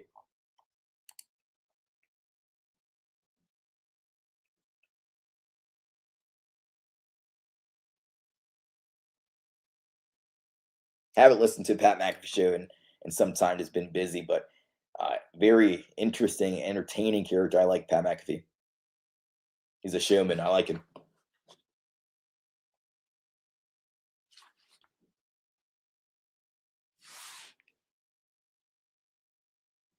Let's see who this pick is going to be. He's talking here. We'll see. But when we recap their offseason, they moved on from Michael Pittman Jr. He goes to the Steelers. They traded him away. They brought in Aiden Key, but he's not necessarily, a guy that's going to prevent you from drafting another edge rusher. They signed Michael Clemens from the New York Jets to a 3-year, $17 million deal. They traded away Zaire Franklin, so this could be a team that can fit with not Jake Golday, CJ Allen now. They trade away Braden Spiff, so he goes to the Houston Texans. Yep, CJ Allen, that made sense there. With the fact that they trade away Zaire Franklin, they go CJ Allen. So CJ Allen, again, if I was the Buccaneers, I would have gone CJ Allen or Jake Golday. But I want to hear here, what was the reason why he fell? Interesting. Did not expect him to fall to 53.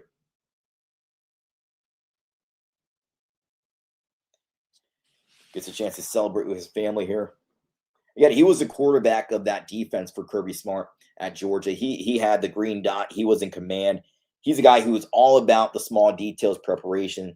I remember listening to his interviews, listening to podcasts with him. I remember any interview I can get a hands on, because linebacker was a position in need for the Buccaneers. So I wanted to research all these guys as much as I could.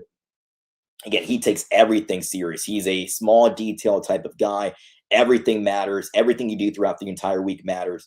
He's going to be a guy who holds the rest of his teammates accountable. I liked him. I liked him a lot. I would have gone with him over Josiah Troder. But again, we don't know how Josiah Troder is going to turn out. CJ Allen might be a Boston. Josiah Troder might be a future Hall of Famer. We never know here. But just my concerns with Troder, of course, are those coverage skills, ability, his lack thereof, coverage skill ability.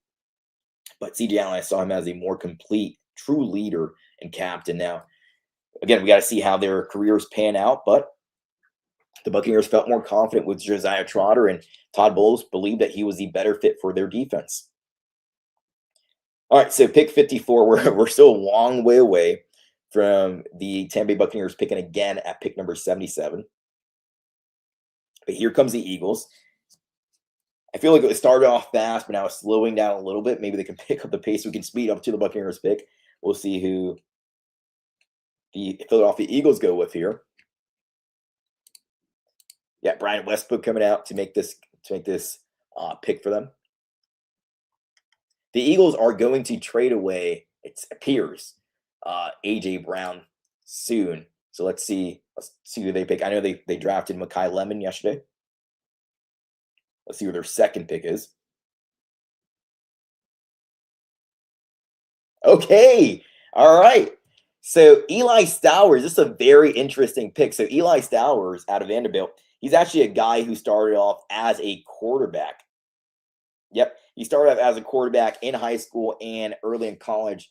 He played like Mexico State or something early on. And he actually competed against Diego Pavio, who was one of the Heisman finalists for the quarterback position. He loses the quarterback competition with Diego Pavio. And he just they convert him over to tight end because they want to find a way. He's athletic. They want to find a way to still, keep him on the field as much as they can. So they put him at tight end. The problem with him is he is solely a receiving tight end. So I know in the draft process, we were hearing reports that some teams viewed him as solely a wide receiver, and they would put him in at the slot. He would just be a big slot wide receiver because of his lack of blocking ability. He cannot be an inline blocker for you.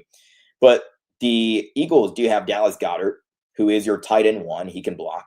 So Eli Stowers can be just your tight end 2, and you can use him in creative ways. You put him in the slot if you need to. But he does not need to be your true inline blocking tight end. You can put him out in the Y and just move him around and get creative with him. So Jalen Hurts has more firepower. They're going to move on from A.J. Brown. That's reports. It's going to be a post-June 1 trade, and he's going to go to the next team who's going to pick here, the New England Patriots. You'll go to New England. But they're already ready for that. They already drafted Makai Lemon last night out of USC. And that was an interesting one because Makai Lemon, when he was getting picked, I believe it was 20th overall. The Steelers, or 21st. So the Steelers were picking at 21 overall. And they had called him up. And, before you pick your player, you give them a ring, you give them a call, and you're like, hey, this is Jason Light of the Tampa Bay Buccaneers. How would you like to be a Buccaneer? You give them some call, and the call goes on social media, goes viral, and all these kinds of things. So the Pittsburgh Steelers were ready to pick him at pick number 21. But the Philadelphia Eagles traded up above pick 21 to pick 20 to select Makai Lemon. And he's on the phone. His agent comes up and he's asking, why are the Eagles calling me all of a sudden? Well, it's because the Eagles traded up to draft him before the Steelers could get him. So the Steelers were dead set on drafting him. They were making a phone call to him. They were talking to him, but then the Eagles just steal him away from them. So again, they're going to move on from A.J. Brown, but they have Makai Lemon, and now they have Eli Stowers. You have 2 solid receiving options for you. Again, Eli Stowers is not a inline blocking tight end, your traditional blocking tight end, but he's a solid receiving tight end. He's maybe, could compare him and Max Clear and Kenyon Sadiq as one of those top 3 receiving tight ends in this year's draft class. So we'll see who this next pick is. We have the Patriots on the board, and they pick. They're going to be number 55. Again, we're still waiting. We're a while away. We're about 21 picks here away from the Tampa Bay Buccaneers being on the clock. But we'll lead you all the way to that moment and see who still are the players available. We could see a run of tight ends, potentially back end of round 2, early round 3, and throughout all round 3. So a tight end run. We talked about an edge run going early in the second round, and that did happen. The tight end class in this year's draft class, they're like late round 2, the top ones, late round 2 outside of Kenyon Sadiq and Stowers here. Late round 2, round 3, round 4 type of guys. So we could see a severe run, a strong run for tight ends go in round number 3. I like Eli Raridon. He would be one of the options I would like for the Buccaneers if they go tight end in round 1 or round 4. The Buccaneers lack size at the tight end position or at the receiving, from a receiving option, pass catchers. Mike Evans leaves. You no longer have your big receiving threat, your red zone threat anymore. Eli Raridon, he comes in at 6'6", 240-plus pounds, that strong, athletic, tall frame. You put him in the red zone situation, just toss it up to him. Baker Mayfield's going to love him. He will be your red zone threat there if you want to go tight end in round 3 or round 4. But again, we're a long way. We don't know who's going to be on the board when pick 77 comes around. So now it's just waiting and seeing. We have a long way from pick 77. We're just going to wait and see who is still going to be available for your Tampa Bay Buccaneers at pick 77. They could get aggressive and start trading up, or when we get to 77, they could trade down if they don't like the options who are there and they just want to pick up extra additional picks. All right, the pick is in for the Patriots. They've had an interesting offseason, to say the least, with all that's going on there outside of the football field. But again, they lose the Super Bowl against the Seattle Seahawks. And let's listen to the pick here for the New England Patriots.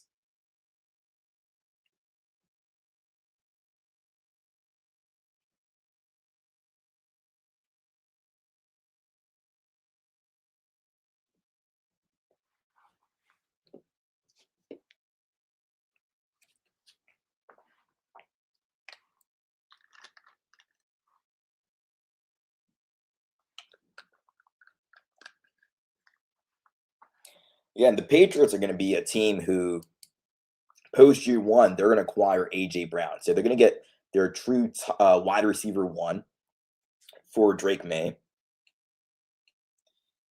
You can potentially see, they drafted Caleb Lomu in round number 1, tackle. He'll most likely play right tackle for them.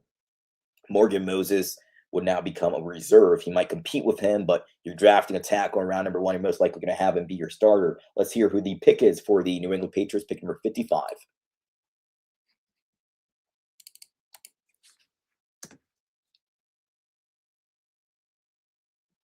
Okay, so Gabe Akis goes off the board here. So he's the edge rusher out of Illinois. He has that wrestling background. He's a strong build. When you're these wrestlers, they learn, grip strength, body control, all these kinds of things, how to use their leverage properly. So, I mean, the Patriots get a solid edge rusher here in round number 2. He's not anywhere as dominant as, that top tier, the Reuben Baines, the Arvell Reese, David Bailey's, but depending on how you're going to use him, he could be a solid guy, but it's going to take most likely time for him to adjust to the NFL speed coming from Illinois. Again, the level competition there is nowhere near NFL level competition day in, day out.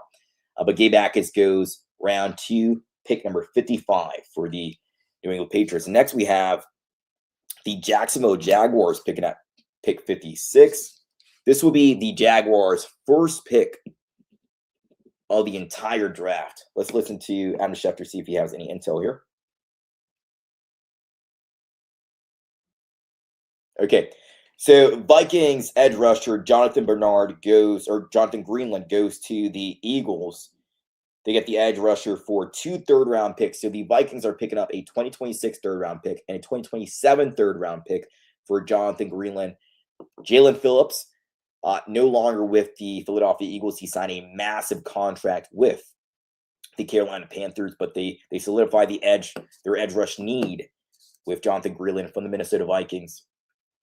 Give up 2 third-round picks in the process, one this year, one next year, but they feel like they've shored up that edge rush room for themselves. They found a starter, maybe possibly a better guy than they would get at this point, because R. Mason Thomas is off, Zion Young is off, Keldrick Falk is off the board, Gabe Akis just went off the board. So they go with a veteran, Jonathan Greenland, to be their edge rusher. All right, Jacksonville wasted no time. Again, they only had the second-round pick. They didn't have a first-round pick because they traded away the first-round pick last year to get Travis Hunter, a guy who can play wide receiver and cornerback. Let's see who the Jaguars go with here in the second round.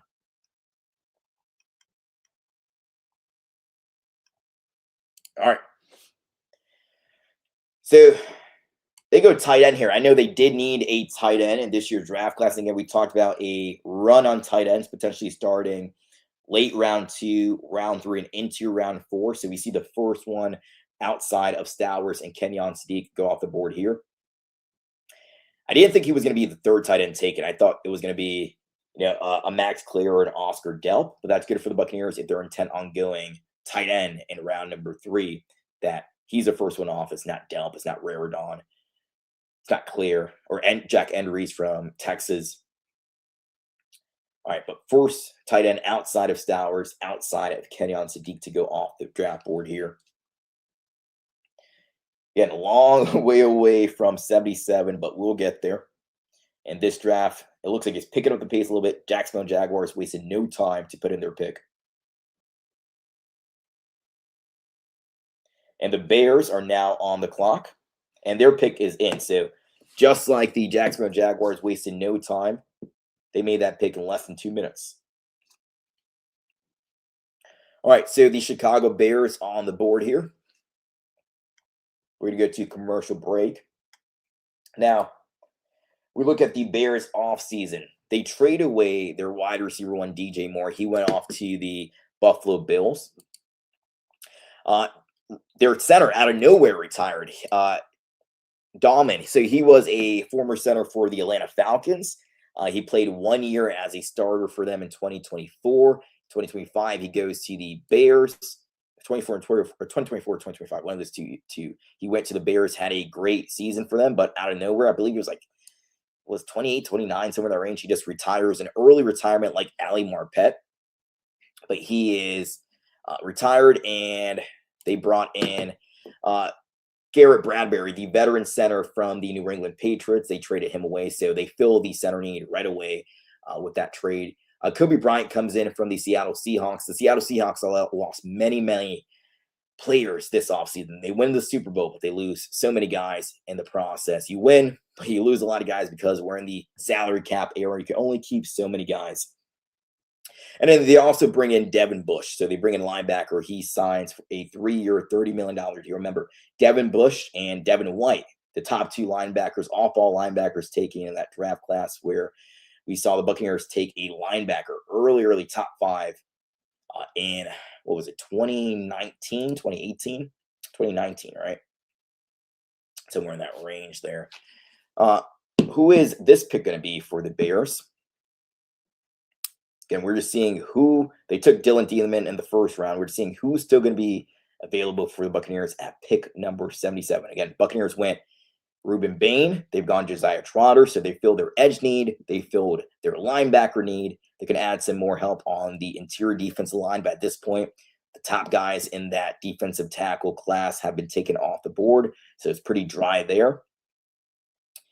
A lot of the cornerbacks have been taken off the board too. They need some depth at safety, but I think this is too early to get some depth at safety. You can get that later on in this year's draft class. There's some guys in round 5, 6, even some in round 7 that you can get to be your depth safety, because they already have Tyke Smith and they have Antoine Winfield Jr. as their 2 starters. They will have J.J. Roberts behind those 2 guys.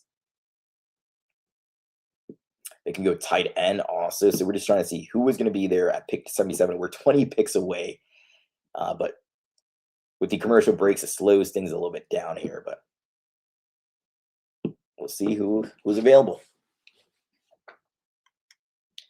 All right, so again, the Bears, they had a center need. They filled that right away with the trade. They traded away with their wide receiver one with Devin Moore.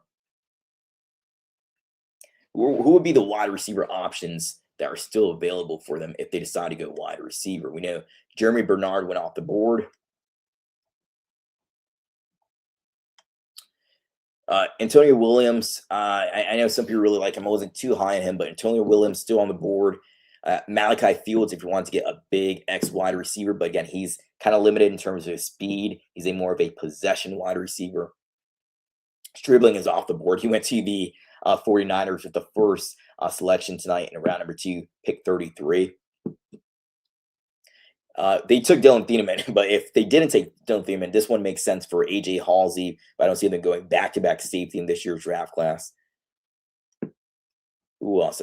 Ted Hurst, Elijah Sarratt. I think it's too early for those guys. Maybe Ted Hurst can go here because his hype has been building up leading to this draft. Jermon McCoy is still on the board if they want to continue to help that defensive backfield. Emmanuel Pregnon, I keep forgetting about him. He's still on the board also if they want to continue to shore up the offensive line for Caleb Williams. Pregnon, he was a guy who I thought can sneak into the bottom of the first round. He's still there in pick number 77, or 57. Maybe he's there at pick 77 for the Buccaneers. That would be a dream for Jason Light. All right. So the pick is in for the Chicago Bears, and we will see who they will be selecting here. Who's going to be their Hall of Fame or legendary player come out to make this pick?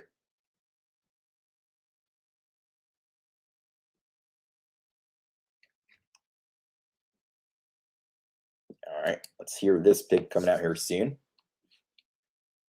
Again, the Bears took Dylan Thiedemann out of Oregon. Very athletic, fast, versatile safety. Could play inside. You can trust him at free safety and cover one situations. Great coverage skills. Can play him at strong safety. Want him more in the box. All right, who's the selection here for the Bears?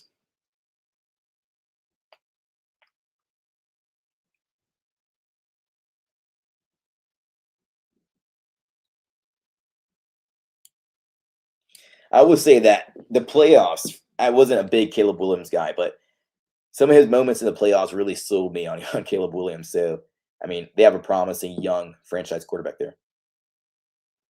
Okay, so they did fill their center need, because remember, I talked about Dahlman moving on and retiring. They traded for Garrett Bradbury from the New England Patriots, but they go center again with Logan Jones out of Iowa here. All right, so maybe they'll have Bradbury play guard, or maybe they move Logan Jones to guard. But I would envision both of those guys, you find a way for both of those guys to be starters, because Bradbury is a veteran starter who has many reps under his belt. Let's get through some of our comments here. Yeah, he's fast. Josiah Troder has a 4.4 40. He's both bigger and faster than C.J. Allen, for what it's worth. Yeah, he's physical, he's fast. The problem is the coverage skills, but maybe that's why they brought in Alex Anzalone, because they're going to have Alex Anzalone as their coverage linebacker and Josiah Troder as their attacking, run stuffing, run defending, blitzing linebacker. Flash Gordon here says, as I said before, Josiah Troder is good at taking on O-line, as Derek Brooks and Levante David were. Yep. When we talk about block shedding, he has that skill also to shed blocks. One guy said he shows something in man coverage, but not in zone coverage. Yeah, but how often are you going to play man coverage? So the Buccaneers last year, Todd Bowles, in terms of coverage, 73% of the coverage calls were zone. So that's about a quarter were man coverage calls. So for the most part, Todd Bowles is going to be a zone coverage defensive scheme. All right, so the Browns, I'll get to Flash Gordon's comments here in a moment, but Joe Harden. All right, so Emmanuel McNeil-Warren, who somehow has fallen all the way down to pick, 58. He finally gets taken off the draft board. This is a big drop, a bigger drop than I expected. Daniel Jeremiah had him as his second safety. Big, slower safety, but hard-hitting safety. He could be a playmaker. Really talented. Of course, the level of play at Toledo is not like if you're playing at Ohio State or if you're playing at Oregon or any of those bigger colleges. But, I mean, he did the most with the opportunities he had. I know he was loyal to Toledo because Toledo gave him an opportunity to play in college football, and they gave him an offer when other schools didn't. And he carries that chip on his shoulder. He carries the fact that he didn't get many offers coming out of high school as a piece of motivation for him. So finally, Emmanuel McNeil-Warren goes off the board. And you look at that draft class for the Hall so far for the Browns. New head coach, Todd Monken. But you go Spencer Fano to help out that offensive line. They needed a tackle. They find one with Spencer Fano. But he's a guy, if he doesn't work at tackle, he can play center. He can play guard. He can move anywhere in the 5 offensive line positions. KC Concepcion, Denzel Boston, and now Emmanuel McNeil-Warren. Very solid haul. Now, the problem is they don't have a quarterback. They have Dylan Gabriel. They have Watson. And they have Shedeur Sanders. None of those are true QB1. So this is potentially a year where they just build and they just further develop and all this. And in 2027, they attack the quarterback position. They could attack the quarterback position later on if they just want to add one more guy, but your starting options are kind of limited. Ty Simpson's off the board. Fernando Mendoza, of course, went number 1 overall. When you think about the remaining options, you have Garrett Nussmeier out of LSU, who had a down 2025 season. You have Carson Beck. Felt like he was in college forever out of Miami. I like Cole Payton out of North Dakota State, but he's a raw 1-year player, but he's a dual threat guy, a lefty. I don't like the look of a lefty quarterback, but let's hear the Texans selection at pick number 59. about 17 picks away from your Tampa Bay Buccaneers picking. Let's hear who this pick is, and we'll get to more comments here in a moment.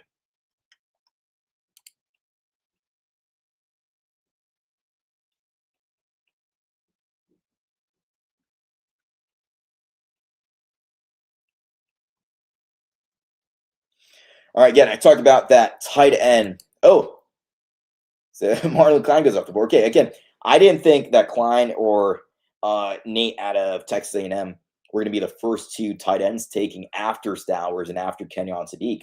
I thought it would have been Delp, Raridon, Max Clare, but it's Klein here. They just find he's the better fit for their team. The Chicago Bears have made a trade, so we get some trades. We were hearing, or they trade to the Tennessee. Okay, so Tennessee Titans move up the draft board here. Tennessee went Cardinal Tate 4th overall. They traded back into the bottom end of the first round, took Keldrick Falk. When you trade up back into the first round, you draft a player in the first round, you get that 5th-year option. So with the edge rusher, we know edge rushers get paid quite a pretty penny. So if he turns out to be a stellar edge rusher for you, he's a guy who very young, huge frame. They put him sometimes at nose tackle. They move him around a lot. He can play edge rusher for you, of course. He played defensive end in a 4-3 scheme with his hands in the dirt. But he's a guy who's a run stopper. He's very athletic and explosive, but he's a run stopper, not a pass rusher. But if he turns out to become a very solid elite edge rusher, you have that 5th-year option for him. Again, McNeil Warren here went to the Cleveland Browns. He's celebrating for his family. But Tennessee Titans move up. Again, they went Cardinal Tate around 1. They went with Keldrick Falk at the bottom end of round 1. And let's see who they traded up for. Let's get back to a few of these comments here. So Flash Gordon says, one guy said he shows something. Oh, we went through that one. Surely Josiah can learn his own coverage. I mean, these guys are not finished products. None of these guys are finished products. They still have much time to develop, and that's the point. You're taking these guys. None of these players are extremely safe. There's no way you can know that a guy is 100% going to work out in the NFL. But if a guy wasn't good at something in college, if he's not good at that in the NFL, it would make sense, right? So you think about a guy like, if we go with quarterback, think about Jameis Winston. When he was at Florida State, tremendous quarterback, gunslinger, right? But his big issues came in terms of his turnovers, the fumbles. He had a fumble in the Rose Bowl. His interception problem also. We saw that throughout, his final year, 30 for 30 type of season in terms of interceptions and touchdowns. So he had a interception problem, a turnover problem in college, and he had that same problem in the NFL. So when you draft these guys, if they have a problem in college, of course they can learn and they can improve once they enter the NFL. And I don't want to be so negative on Josiah Troder. He's a pick. I'm going to be excited to cover his entire career as a Tampa Bay Buccaneer, see how it all pans out. But just when you think about the other options available and the Buccaneers deciding not to trade back at number 2 and sticking and picking at 46, I think they could have traded back and still get Josiah Troder if he was their guy, just maximize the value for their pick. But surely he can learn zone coverage. But if he's not getting coverage in the NFL, well, you knew that when you were drafting him. So that's my only thing. Again, the coverage concerns. Flash Gordon says, I see Josiah being able to tackle in space. That was a problem that Cervantes Dennis had last year. Remember, right away, it was his first full year as a starter because he was often injured early in his career. Against the Atlanta Falcons, week number 1, think about B. John Robinson and the ankles that he broke on Cervantes Dennis. Kyle Pitts, tight end, when he had to try to tackle him in open space, it just looked bad. It just looked disastrous. So now, yes, they do get a tight end or a linebacker who can tackle these tight ends or running backs or the pass catchers in the open space and open field. And he's not going to, miss those opportunities. But he says, Flash Gordon says, I see Josiah being able to tackle in space. That takes some kind of coverage skills to align yourself. Yeah, positioning, angles. Again, his dad was, I believe, a linebacker. He played for, I believe, the Eagles. And get yourself in position. Miguel here says, are any good cornerbacks left? So let's go through the available cornerbacks. Good question. Keontae Scott, I know that one. I haven't heard his name yet.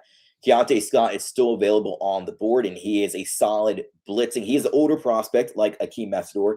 He's 24, 25 years old, but he is a solid guy. He ran a really fast 40 at his pro day. Let's look up if we see Keontae Scott here. Deandre Jeremiah has him as his 53rd overall player in this year's draft class. But again, you can have him at the nickel. He'll be a nickel / safety for you, but you can have him at the nickel position. And then it can make Jacob Parrish the full-time outside starter. We'll get back to cornerbacks in a moment. Let's hear the Tennessee Titans select at pick 60. All right, linebacker goes off the board here, and it's Anthony Hill Jr. Again, I viewed him as, if you're looking at where you would actually draft these guys now, where you would project these guys to be drafted and where they actually get drafted, that's two different situations. But I saw him as a round 3 guy, just given his need for development. But he's going to Robert Saleh's defense, and Robert Saleh he has done a great job throughout his tenure in with the Jets and with the 49ers, developing linebackers. He gets another chance to do that with the guy who's very athletic and young, but he's a bit raw. He needs more time to develop, but he's a playmaking linebacker when he's at his best. All right, Anthony Hill Jr. off the board, and now C.J. Allen and Jake Golday. Those guys off the board here. Again, Josiah Troder for the Buccaneers. You have Anthony Hill Jr. So now the other linebackers in this year's draft class who are talented. There's many talented players, of course. The draft is kind of, this mystery when you pick these guys. You don't know how they're going to pan out, of course. But you have Terrion York, who you can draft later on, 4th to 6th round, maybe somewhere in that range. You see different consensus of where people see him as from draft analysts. Kyle Lewis, who you could probably get in the 3rd round or maybe late 2nd round. Kyle Lewis, great coverage linebacker. You got Bryce Betcher out of Oregon, who worked alongside Dylan Thielman in that defense, both hard-hitting, physical attacking linebacker, but ultimately defenders. Those are the guys there. I wasn't too high on Justin Jefferson, but you see some promise with him out of Alabama. Lawson also out of Alabama. All right, so the pick is in for the Rams, and we'll get back to cornerback here in a moment. But let's get to the Rams pick. All right, so again, we talked about that tight end run. And the Buccaneers have done a lot of homework on tight ends. And Max Clear, one of the best tight ends in this year's draft class, when you talk about a guy who can block and can be a receiving threat for you too, goes off the board here. Yeah, he started off his career at Purdue. They used him in many different ways. I felt like Ohio State used him more as a shorter pass, intermediate guy. Purdue used him in a more aggressive fashion. But he is a very talented tight end. Goes off the board here to the Rams. So you have Tyler Higbee also in that room. What's the other name of they have another young, talented tight end also. Parkinson, who had a big play. He got the game-saving touchdown against the Panthers in the playoffs. All right, let's get back to these comments here, and we'll talk about some cornerbacks. All right, so Miguel had asked any good cornerbacks left, and he also mentioned here Scott would be a menace. So yeah, Scott, you pair him up. So think about, they went with Ruben Bain Jr. in round 1, and again, I talked about this yesterday, but Miami's defense was so high on these two guys, Ruben Bain Jr. and Keontae Scott, in the run game, that they would have some weird fronts sometimes where they would have on one side, you would have Ruben Bain Jr. and Keontae Scott. On the other side, you have 3 Miami defenders getting ready to defend the run. And if you wanted to go to, let's say, for example, the left, where you're going to run into Keontae Scott, you're going to run into Ruben Bain Jr., 2 really, really solid run stuffers. And then if you're going to run to the right, for example, you have 3 Miami defenders waiting for you right there. So you pair him up again with Ruben Bain Jr., you put him at the nickel, and you put Jacob Parrish permanently outside. That would make a lot of sense. He's a guy who is fast. He can blitz. He's physical. He's aggressive. If Keontae Scott is there 77, that's a very good pick, Miguel. I like that idea. Let's look at some other options, because, again, they hit linebacker already. They could double dip at linebacker, but they hit linebacker already. I could see, interesting scenario. You think about, so Josiah Troder doesn't have good coverage skills. And you think about who does, that is Kyle Lewis. So maybe get creative. If they go in a weird scenario here, if they double dip in round 2 and 3 at the linebacker position, and you go Kyle Lewis out of Pitt in round number 3, early downs, you bring in Josiah Troder, you're attacking, run defense, blitzing linebacker. But on third downs, you get creative and you bring in Kyle Lewis. We saw that with Devin White in his final year, with him and KJ Britt going in and out. Savasi Dennis also at times being in a platoon last year in certain games with Deion Jones when he was struggling. But early downs, Josiah Troder. Third down, obvious passing situations, you bring in Kyle Lewis. So that's an option there. But Keontae Scott, when we talk about cornerback, still available. Keontae Scott is still available. Dalen Everett, I didn't watch too much out of him out of Georgia, but he is still available. Kilgore out of South Carolina, who was with Brandon Cisse, working opposite of him. Not too high on him. Julian Neal, if the Buccaneers want to get big, so they lose the size with Jamel Dean. I liked his tape out of Arkansas, so he's a bigger cornerback, but I mean, there's a drop-off there between Keontae Scott's ability and Julian Neal's ability. But if you want to go for an outside corner with some size, Julian Neal makes sense. I think at this point, Jermon McCoy is still on the draft board too. How can we forget about him? But again, it seems like teams are very scared to select him. But if he's available in the third round, if you look at that 2024 tape, Jermon McCoy is a shutdown corner. We'll go to this comment here, but he's a shutdown corner. I had him as a CB1, but again, we don't know the full medicals on Jermon McCoy. But if you can get Jermon McCoy in round number 3, I take that risk and I let him sit out the entire 2026 season if I need to. I know, I know that's not ideal, but you got to be patient with certain guys, because if you can get him back and healthy, if he plays like that 2024 Jermon McCoy, you have a guy he can trust covering the top wide receiver, a press, shutdown, lockdown corner for you.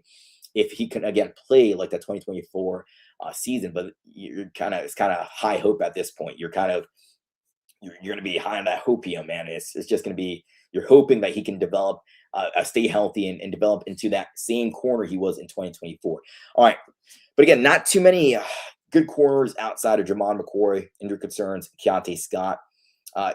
Later on, you could get a guy like Takara Davis out of Washington. This may be in the 4th, 5th round. You can also get Ephesians Prysock. Ephesians Prysock, the biggest corner, I believe, in this year's draft class, if you're looking for purely size. Davison Igbinosa out of Ohio State, too. But Davison Igbinosa has a severe grabbing penalty issue. So he kind of cleaned up a little bit in 2025, but his footwork is not sound. And when he just gets beat, he just decides to hold on to the receiver and gets beat that way. All right, so waiting for the Buccaneers pick at 77. We're at pick 62. So the Knights moving along. We're still quite a bit away, but let's see who is going to be the pick here at pick number 62 for the Buffalo Bills.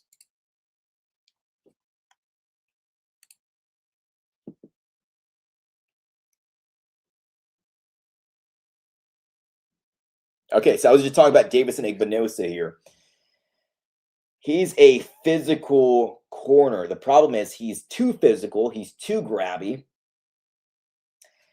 And he just commits penalties, and it's a little bit of a problem. And I had him as a day 3 guy just because of that penalty issue. He said himself, he has a size 6'2".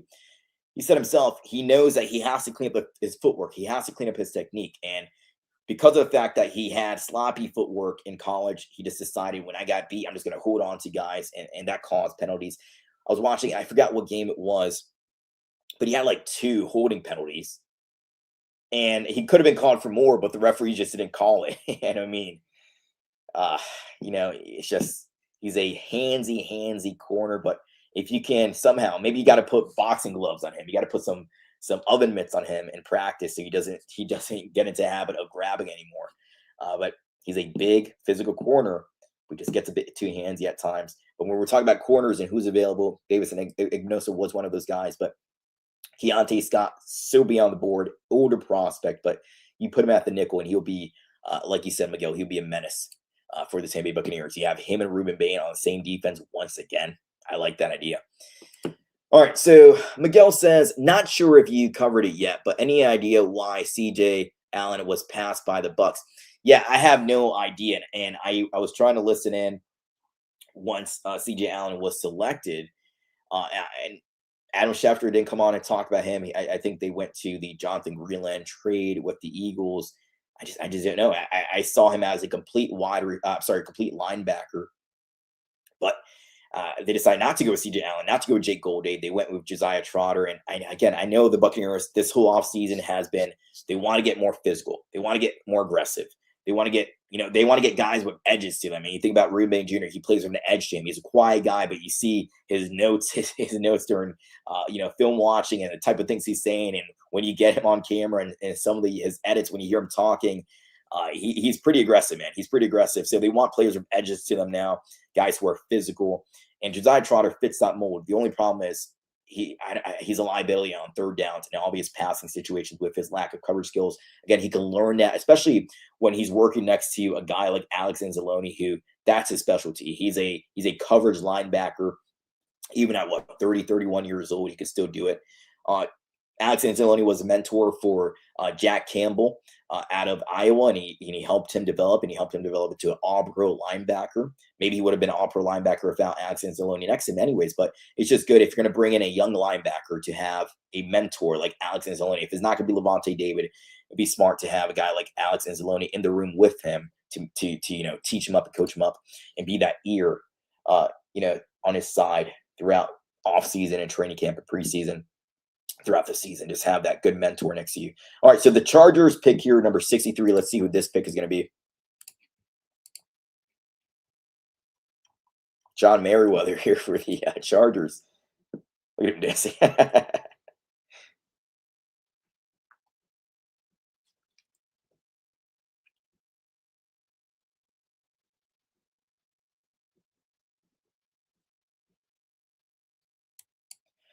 Okay, so Jake Slaughter goes off to the Chargers here. Now, one thing to note here was I always try to hear what position they say. They call Jake Slaughter a guard. And I just don't know if they're just saying basically he could be an interior offensive lineman, but he played center at Florida. I don't know. I got to see who the center is for the Chargers, but maybe they slide him over to guard. They have Joe Alt at left tackle, Rashawn Slater, who was injured at right tackle. So they're good at the tackle position. They lost Zion Young, though, who was there. If we pull up the Chargers offseason, they lost Zion Johnson. He goes to the Cleveland Browns. He's a guard for them. So maybe he's just going to fill in that spot. But they did bring in Cole Strange, who was the Dolphins guard last season. But the Dolphins had so many problems on the offensive line that, I don't know if Cole Strange is a true starter. You're going to pen him in as a starter. Maybe he competes with Jake Slaughter if they think Jake Slaughter is going to work as a guard for them, not as a center. But it's interesting to know, again, that Slaughter is called a guard here by Merriweather and the pick, and not a center where he played primarily at Florida. All right, we got commercial break here, but we finally get to the end of round 2. We're going to enter round 3 after this pick here. Round 2 closes out pick 64 with the Seattle Seahawks. They took Jadarian Price, the running back out of Notre Dame, in night number 1, the final selection of night number 1. So you had two running backs go in round number 1, both out of Notre Dame. So Notre Dame getting high praise here with the top 2 running backs going from Notre Dame. But they lose Kenneth Walker. So let's go through the Seahawks offseason. They lose Clint Kubiak. He goes off to be the head coach of the Las Vegas Raiders. They took Fernando Mendoza last night. But they lose so many guys this offseason. They win the Super Bowl. Sometimes you win and you're like, what was the cost of winning? I'm sure it doesn't matter to them. But in the salary cap era, you can only keep so many of your own guys. We see that at times with teams throughout the entire league. But Kenneth Walker went to the Kansas City Chiefs. So they had a running back need. Again, they filled that last night with Jadarian Price, who was working behind Jeremiah Love, and he finally gets the opportunity to be a running back 1. They have Zach Charbonnet as their RB2. He's coming off of an injury from last year. I believe it was a torn ACL or torn MCL injury. But they lose Kenneth Walker, but they fill that void right away last night, round number 1. They lose Kobe Bryant, a safety. He goes off to the Chicago Bears. Reek Woolen, he goes off. He's the long, lengthy cornerback. He goes to the Philadelphia Eagles, and we lose Bo Maffei, who was their rotational edge rusher. He goes to the Cincinnati Bengals. He signed a great contract with them. So they lost a lot of guys, and they could really go BPA here. They have a few areas, not a pressing need, but they can fill some. They could draft maybe another edge rusher, just add to the rotation. Mike McDonald, he loves having a rotation, a arsenal at the edge rusher position. Maybe go there. There's not too many solid players still left that I would take at the end of round 2. Interesting to see where they're going to go here. They can really go in many different directions. So it's not just like one area you can pin them down at. Could be an interesting pick.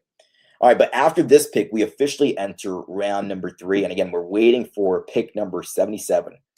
We're slowly getting there. It's been a process here. It's been a little bit of a development, but I like how this draft is going so far in terms of the overall speed.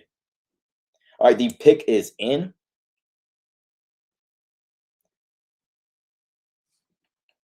And the Arizona Cardinals are now on the clock. But let's hear who the pick is going to be. The selection for the Seattle Seahawks in the NFC West, the reigning defending Super Bowl champions.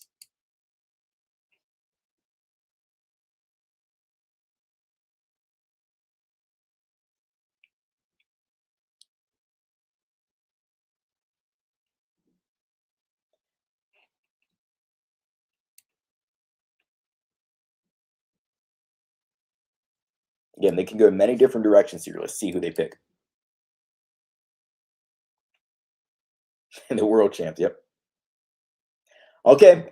All right. So again, they had many different needs on this team of areas they could improve on. They lost a lot of guys. They lost Kobe Bryant. They lost Reek Woolen in the defensive backfield. And they go with Bud Clark. Bud Clark was one of the guys that I had as one of my best fits for the Tampa Bay Buccaneers. Wasn't overly too high on him, but if you're looking at safeties and who can go in round 2, round 3, he was a guy who was a potential option for them. You see there, if you're watching ESPN live stream, 4 interceptions, 7 PBUs in 2025. So he can be a playmaker. I believe some of the interceptions were like the ball was just thrown his way, like directly to him, but some of them were him making plays on his own.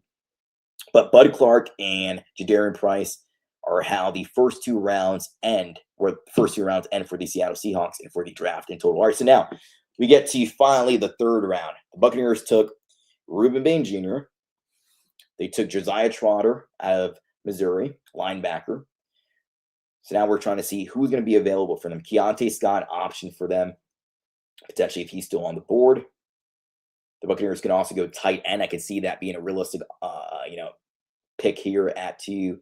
We got the 250 America. 250 America celebrating its 250th birthday. We'll hear the troops come out and what this presentation is about.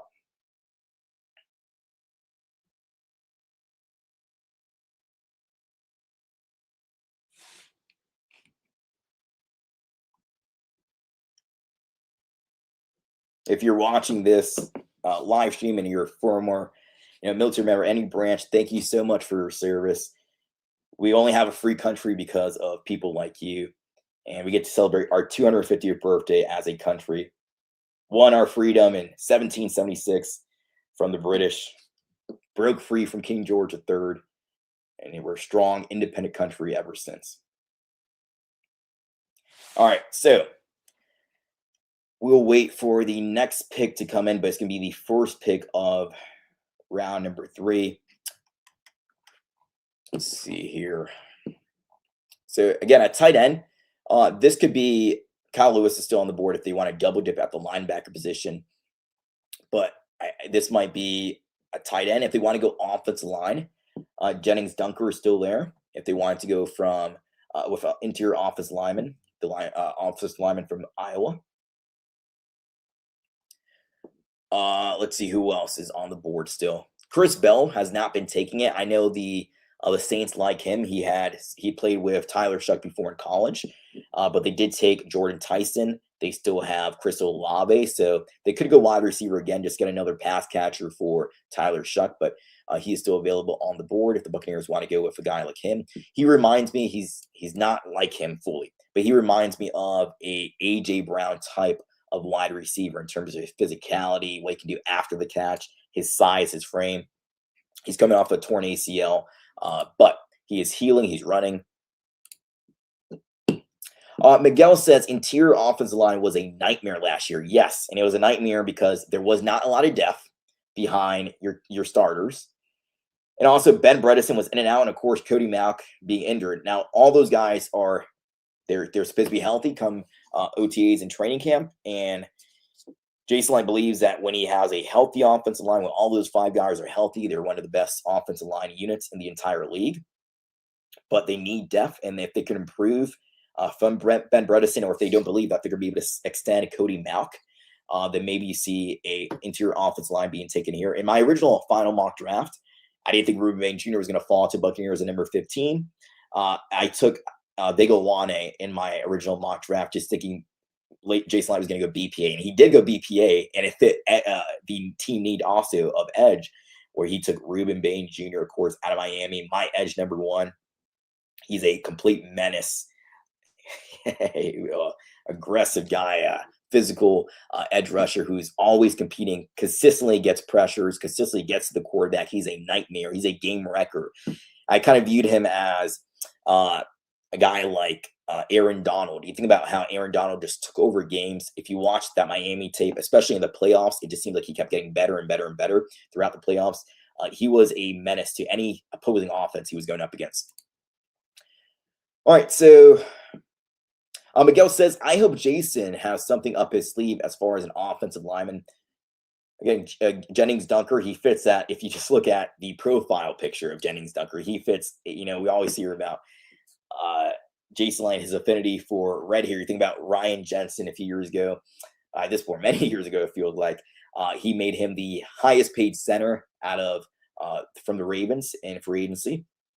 Cody Mauch, of course, Coach Keefe, who is a tight end, but he's a blocking tight end. So Jennings Dunker would fit that Jason Light type of prototype of his profile picture with that red mullet and that mustache.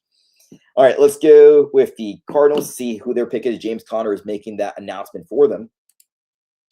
Again, first pick in the 3rd round. Whoa, okay. So we heard from Tom Pelissero that Carson Beck could have snuck into the bottom of the 4th round, but he saw him as a guy who could also be a 2nd-round quarterback.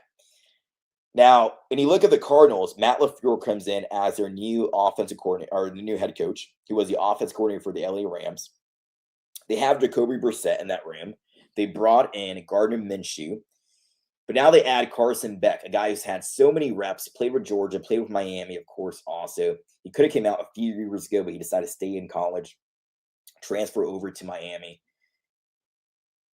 Okay, so that's an interesting quarterback room now. I don't think you have any clear favorite, but since this is a new head coach, you have a new head coach in, and he's putting his stamp of approval, of course, on this draft pick. I can see him, seeing Carson Beck as a guy that he wants to find a way to have him as their starter. And kind of like Bo Nix, he's played so much college football. He's had so many snaps. He's seen so many different looks. And at a very high level, he went to national championship, of course, with Georgia, again, also with Miami this past season. All right, so Carson Beck, that 3rd quarterback being taken off the board, he's the QB3 in this year's draft class. There was a question mark whether it was going to be, who's the quarterback 3? Was it going to be Garrett Nussmeier? Was it going to be Carson Beck? Was it going to be Drew Aller? But Carson Beck, with all his experience at the quarterback position over the last few years in college, he's the 3rd quarterback being taken off the board, and the Cardinals feel most confident with him. So we know Jacoby Brissett wanted to receive a pay raise, and I don't know if he's going to get that now with Carson Beck coming into that room, but they drafted Jeremiah Love yesterday with the 3rd overall selection, Chase Plasantis tonight with the 34th overall selection, your interior offensive lineman. They have Paris Campbell, also left tackle, Fjorhort at the center position. And they can continue to add to that offensive line throughout this year's draft. Or you can also trade for certain players, but they need to continue building that offensive line. All right, back-to-back picks here. You have the Broncos. Their pick is going to come in now. So we saw the first pick in the 3rd round being a quarterback. Carson Beck out of Miami, plenty of experience. Let's see who the Denver Broncos go in. And now we're, 11 picks away from your Tampa Bay Buccaneers being on the clock again.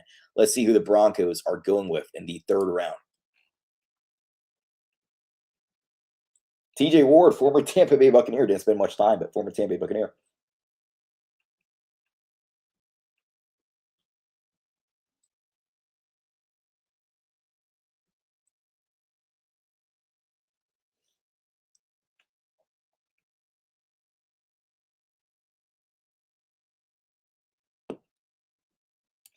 All right. I did not watch Tyler Odendum, so I do not know much about this defensive tackle. He wasn't one of the guys that I had projected going in the first 3 rounds of this year's draft class, but they go defensive tackle. They had a solid offensive line. We know their quarterback, his name is, it's losing me right now, but he got hurt in the postseason. I'm not losing the name. He played so much football from Oregon. But they go defensive tackle. They have Zach Allen. They have an incredible offensive line. They traded for Jalen Waddle from the Miami Dolphins this offseason. So they go defensive tackle here. And right away, the Raiders have put in their pick. So we're seeing the 3rd round go by pretty quickly. And again, the Buccaneers are picking at 77. This is pick number 67. You still have Keontae Scott on the board if they want to double dip at linebacker. Kyle Lewis is still on the board out of Pittsburgh. And you still have Jennings Dunker on the board as well. So you have those 3 options. And you also have Oscar Delp. You also have Eli Raridon if they want to look at tight end. If they want to look at wide receiver, Elijah Sarratt, Chris Bell still be on the board here too. So plenty of good players still available. Let's see which route the Buccaneers go with. We have to see who's going to come off the board until then. Let's hear the pick for the Raiders.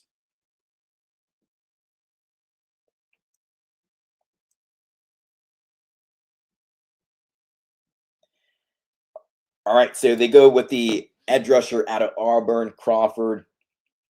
He has great size. Wasn't overly impressive in my opinion, but this makes sense here. A 3rd round, could have been a 3rd, 4th round type of guy, but this makes sense here for him. So again, the Buccaneers don't have an edge rush need anymore. So anytime an edge rusher gets picked, that's good for the Tampa Bay Buccaneers. Anytime a quarterback like Carson Beck gets picked, that's good as well.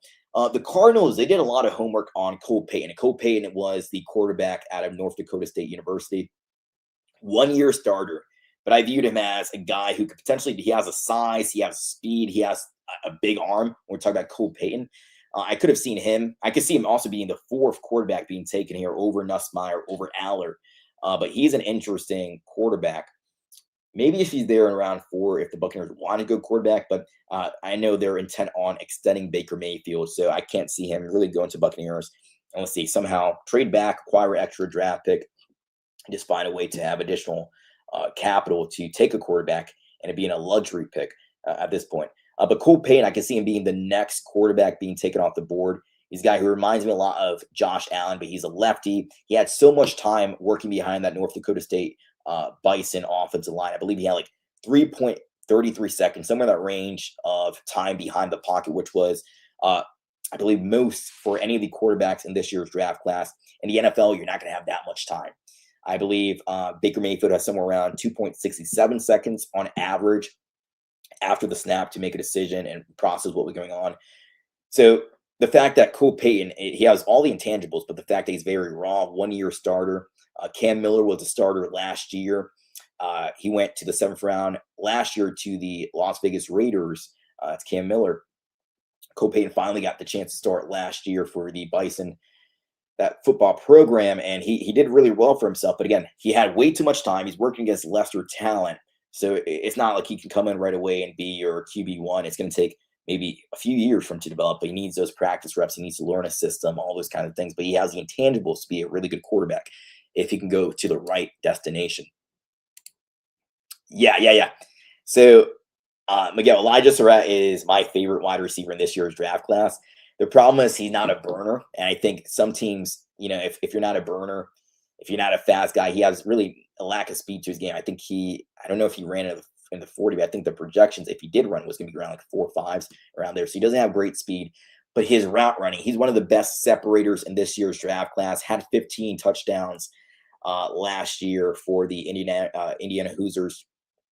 I mean, he's a touchdown magnet. He's a separator. He has reliable hands also. He's not a good blocker, and I think that hurts him as well. He's not a good blocker. He doesn't have the speed. He doesn't have the blocking ability, but he's a very good separator. He has great hands. His father calls him open a Waffle House because he's always open. So I really like Elijah Sarratt. So if he's there in the 3rd round, I could see the Buccaneers. They brought him in for they had an informal combine visit with Elijah Sarratt, if I remember correctly. So they have talked to him. They've done their homework on him also. So he's a guy. Yeah, Waffle House. That's my favorite wide receiver in the draft class, man.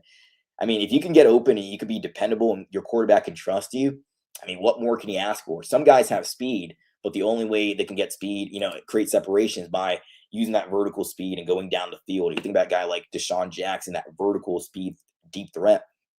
But he's a guy, no matter where he is on the football field, he could be like 5 yards from the red zone, and he can create separation with a zig route.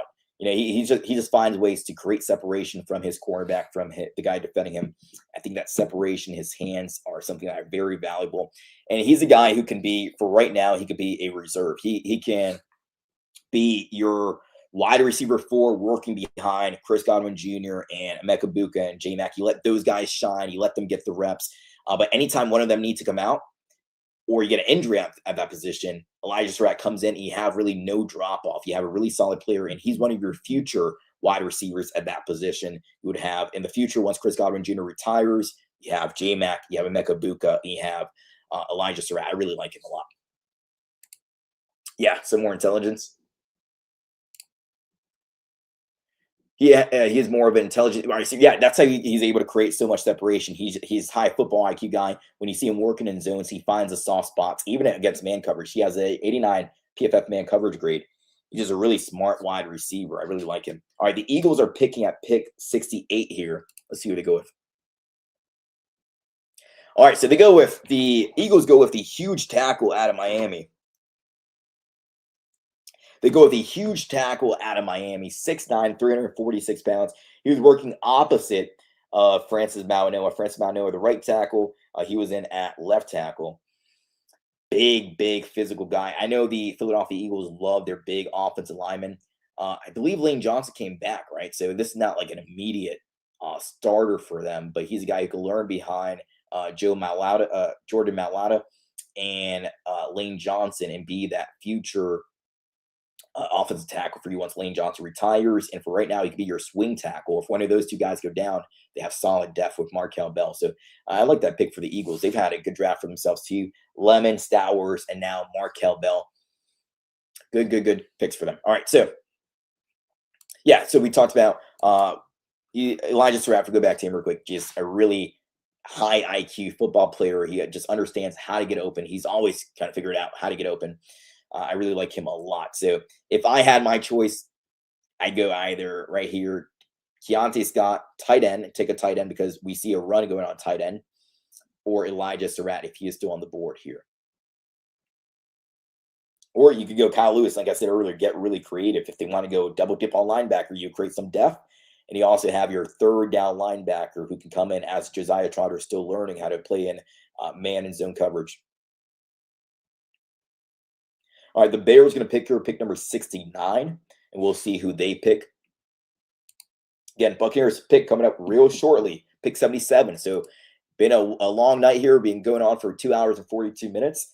But we're going to see the Buccaneers pick their 2nd pick of the night, 3rd pick of this draft coming up real soon here. So stay put. Let's see who the Chicago Bears are going to draft.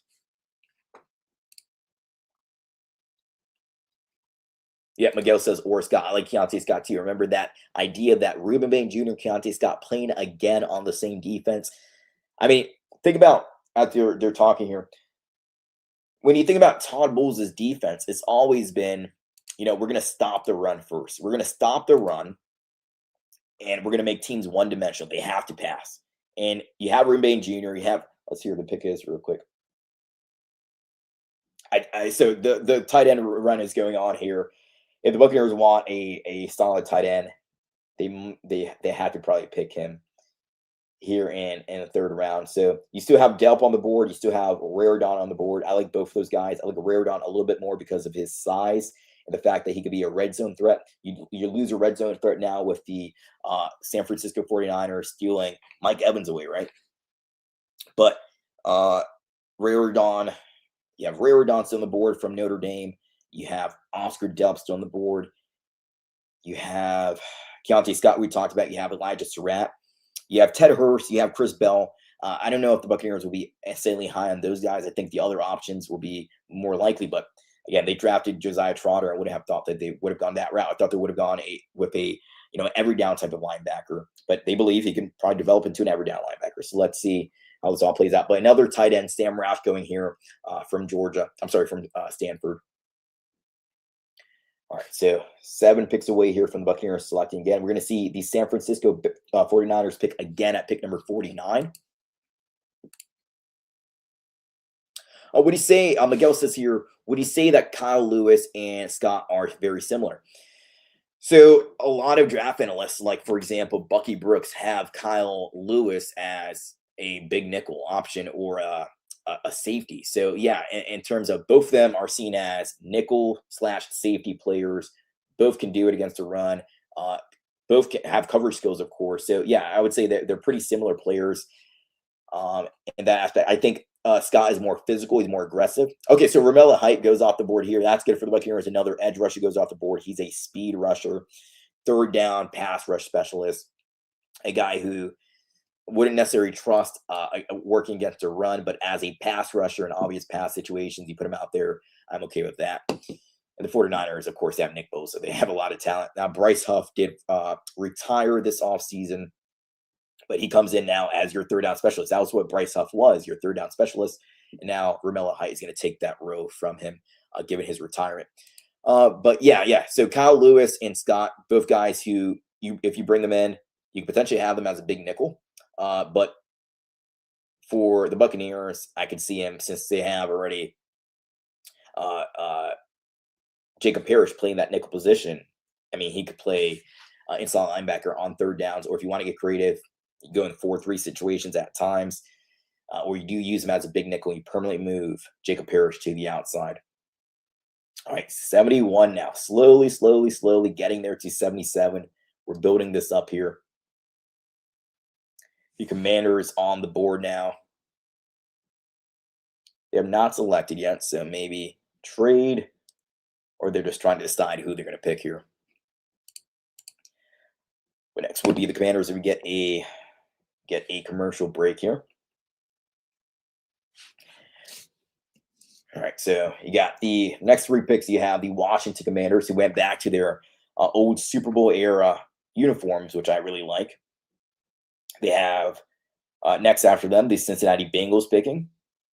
Then you have New Orleans Saints picking up pick 73. And of course, later on, a few more picks after that, 77 would be your Tampa Bay Buccaneers. All right. So again, we're talking about potential options for the Tampa Bay Buccaneers and who's still available. You still got Kyle Lewis on the board. You got Keontae Scott still on the board too. All these guys are gone now. Yep, everybody's gone here. So continue to move down. Jennings Dunker still on the board, of course, too, if the Buccaneers want to go interior offensive line. Let's see here. Chris Bell, again, he's one of those guys who could be a third-round option for Oscar Delp. The Buccaneers have done so much homework on the tight end class. I would see it hard for the Buccaneers not to go tight end at some point in this year's draft class. Zach Robinson plays a lot of 12 personnel, meaning 1 running back, 2 tight ends. If you're going to play a lot of 12 personnel, your second tight end is going to be Payne Durham, who just hasn't been too productive, over his tenure as a Tampa Bay Buccaneer so far. You got Devin Cope, but Devin Cope is he doesn't give you the blocking versatility that you want. He can't be an every down tight end for you. So that's been the problem with him. He has the speed, he doesn't have the blocking ability though, so he's one-dimensional. You put him out there and teams pretty much know that you're going to be in a passing situation. Bernard, let's see, and you have the laughing emoji here. So, man, Ted Hurst is still on the board too, but he played at a low-level school at Georgia State. It's not his fault. He did shine there, but how can he play against tougher competition in the NFL? We still have to wait and see on that. So you don't know exactly where you can get after him. But if he can play like he did in college, translate that to the NFL, I mean, that would be good. What is going on with Cope? So I when I went and watched the Buccaneers at training camp last year, one of the players I was keeping an eye on was Devin Cope, because the Buccaneers didn't use him much before that, and I was thinking maybe in 2025 the Buccaneers are going to use him more, utilize his speed more. But again, he just can't block. So the problem is, if you can't block, you're just a receiving tight end. And again, if he's out there, teams know that you're gonna be in a passing situation because you don't trust him as a blocker for you. So that's a problem. He's just a one-dimensional guy. If the Buccaneers do add a tight end, unfortunately, I don't think they keep 5. So Payne Durham or Devin Cope would be potentially 2 players who they could cut if they add a tight end like Raridon or Delp.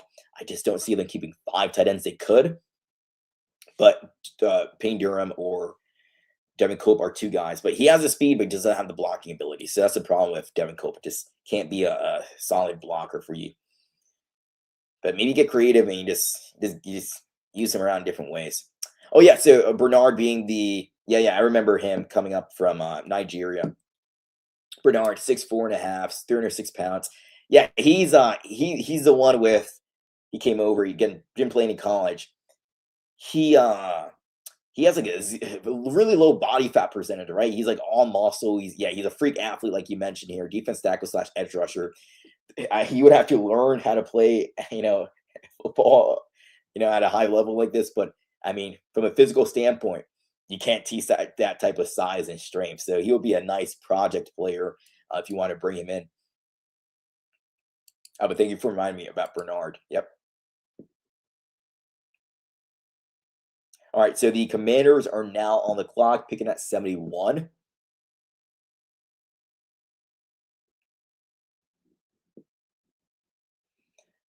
Again, we're about 6 picks away here from your Tampa Bay Buccaneers selecting again. Of course, they went Reuben Bain Jr., round number 1, Josiah Troder, round number 2. Who will they go with round number 3? We got to see who's going to be on the board remaining. But we're seeing this run on tight ends go so far. Did the Commanders, they did not pick a wide receiver, right, so far. And I do know they need wide receiver help too. So this is a possible Elijah Sarratt landing spot for him. So this is if the Buccaneers were intent on drafting my favorite wide receiver in this year's draft class. Not saying he's best, but again, my favorite, Elijah Sarratt. This is a potential dangerous landing spot for them here. Let's see who the Commander is going to select. The Commanders are on the clock and their pick is in.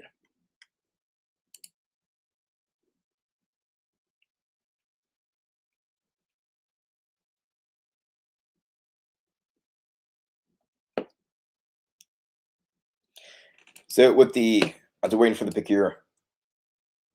Here we got it here. So they brought in Rachaad White.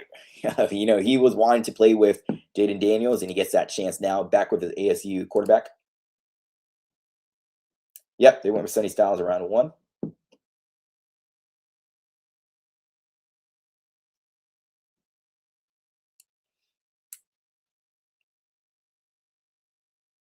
A lot of exposition here, but let's see who they.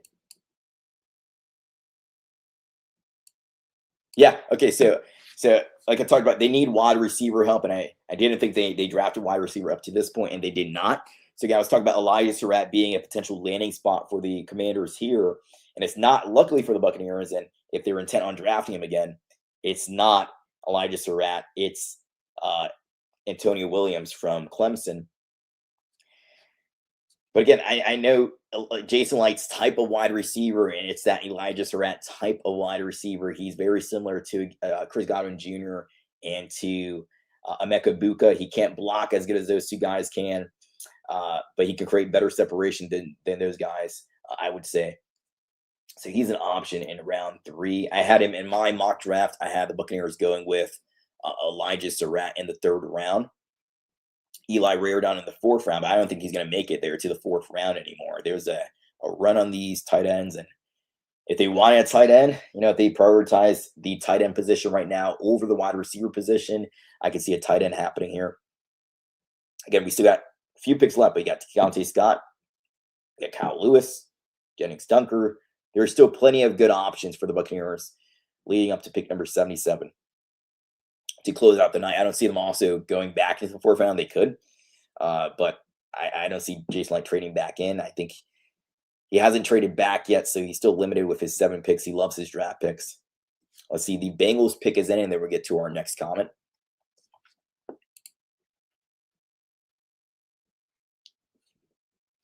Okay, so Takara Davis was one of those cornerback options I was talking about for the Tampa Bay Buccaneers. Him and his teammate Ephesians Prysock, 2 big, lengthy corners. At least Takara Davis is off the board now. So Ephesians Prysock, a guy who's probably going to land in round 4 or round 5. But if you wanted to add size, Ephesians Prysock later on this draft could be one of your options. The Buccaneers like their Washington Huskies. We've seen Jared Tryon-Shoyinka, of course, Vita Vea, Devin Colby. We were talking about him earlier.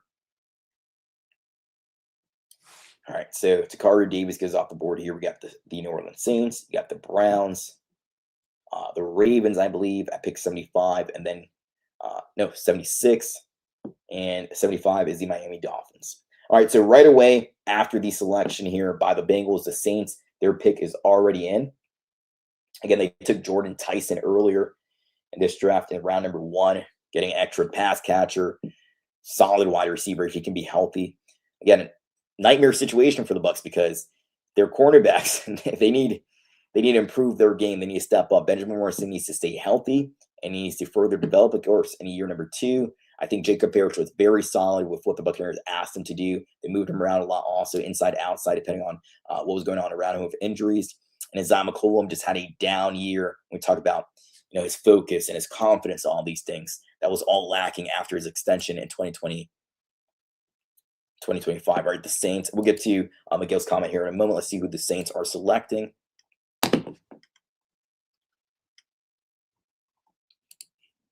Okay, all right. So again, this run on tight ends, the Saints go Oscar Delp, and this was one of the options that I have for the Buccaneers. So we have this heavy run on the tight end position. Eli Raridon being the final, I would say, of those top tight ends remaining.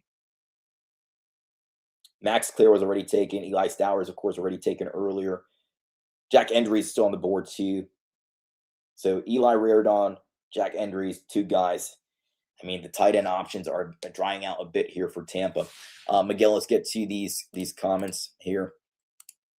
Thank you guys so much for interacting, commenting. I love interacting with you guys throughout the entire night.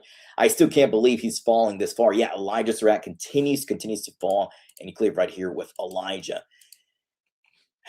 Man, I think the blocking ability really hurts him too. Now, he tries, he puts an effort, but his blocking lacks. And again, the speed is a bit of a concern, but he's just a guy who, despite his shortcomings with the speed and his blocking, he still finds ways to get open. He's a dangerous pass catcher. So this could be Raridon now with Delp already taken off the board. This could be Elijah Sarratt, which would be my dream scenario here for the Buccaneers because I'm really high on him. I want him to be able to cover his career here in Tampa. So Eli Raridon, Elijah Sarratt, Kyle Lewis if they want to double dip on linebacker, and then Keontae Scott. So 4 solid options, I would say. And the Buccaneers are 1, 2, 3, 4 picks away from making their selection. And the Giants, their pick is in now. So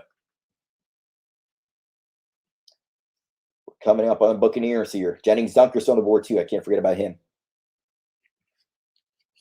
Let's see who the Giants are selecting. Okay, they went Arvell Reese with their 5th overall selection, hybrid player. But let's see who they go here now with round 3.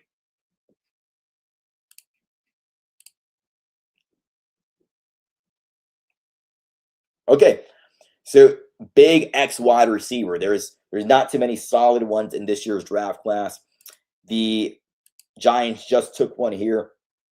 Big frame. The only problem with Malachi Fields is, 2 problems.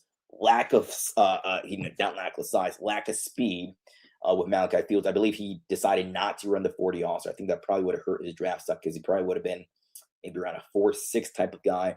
But again, he's a possession wide receiver. You put it in his zip code, he's going to come down with it. He just has that size. He's a possession, big target, just big frame, throw it up. He's going to come down with it type of wide receiver, a red zone target also. Now, I like Elijah Sarratt better than him because, again, if you have him out there, you would have to take away one of your 3 starting wide receivers, Chris Godwin Jr., Emeka Buka or J-Mac. You have to put him in. You have to take one of them out. I believe those 3 should be your starters. And if you draft Elijah Sarratt, he's just that reserve who he comes in when any of those guys need a breather. He's the same type of playing style as them also, and there's no drop-off. So if there's an injury or if one of them need to come out, he's there, and there's no drop-off whatsoever. This would be, if they go offense, the Buccaneers go offense, this will be their first offensive player taking in this draft. So the Miami Dolphins are now on the clock. We have the Pittsburgh Steelers coming up at 76. And then the Tampa Bay Buccaneers, if they stick and pick, will be picking at 77.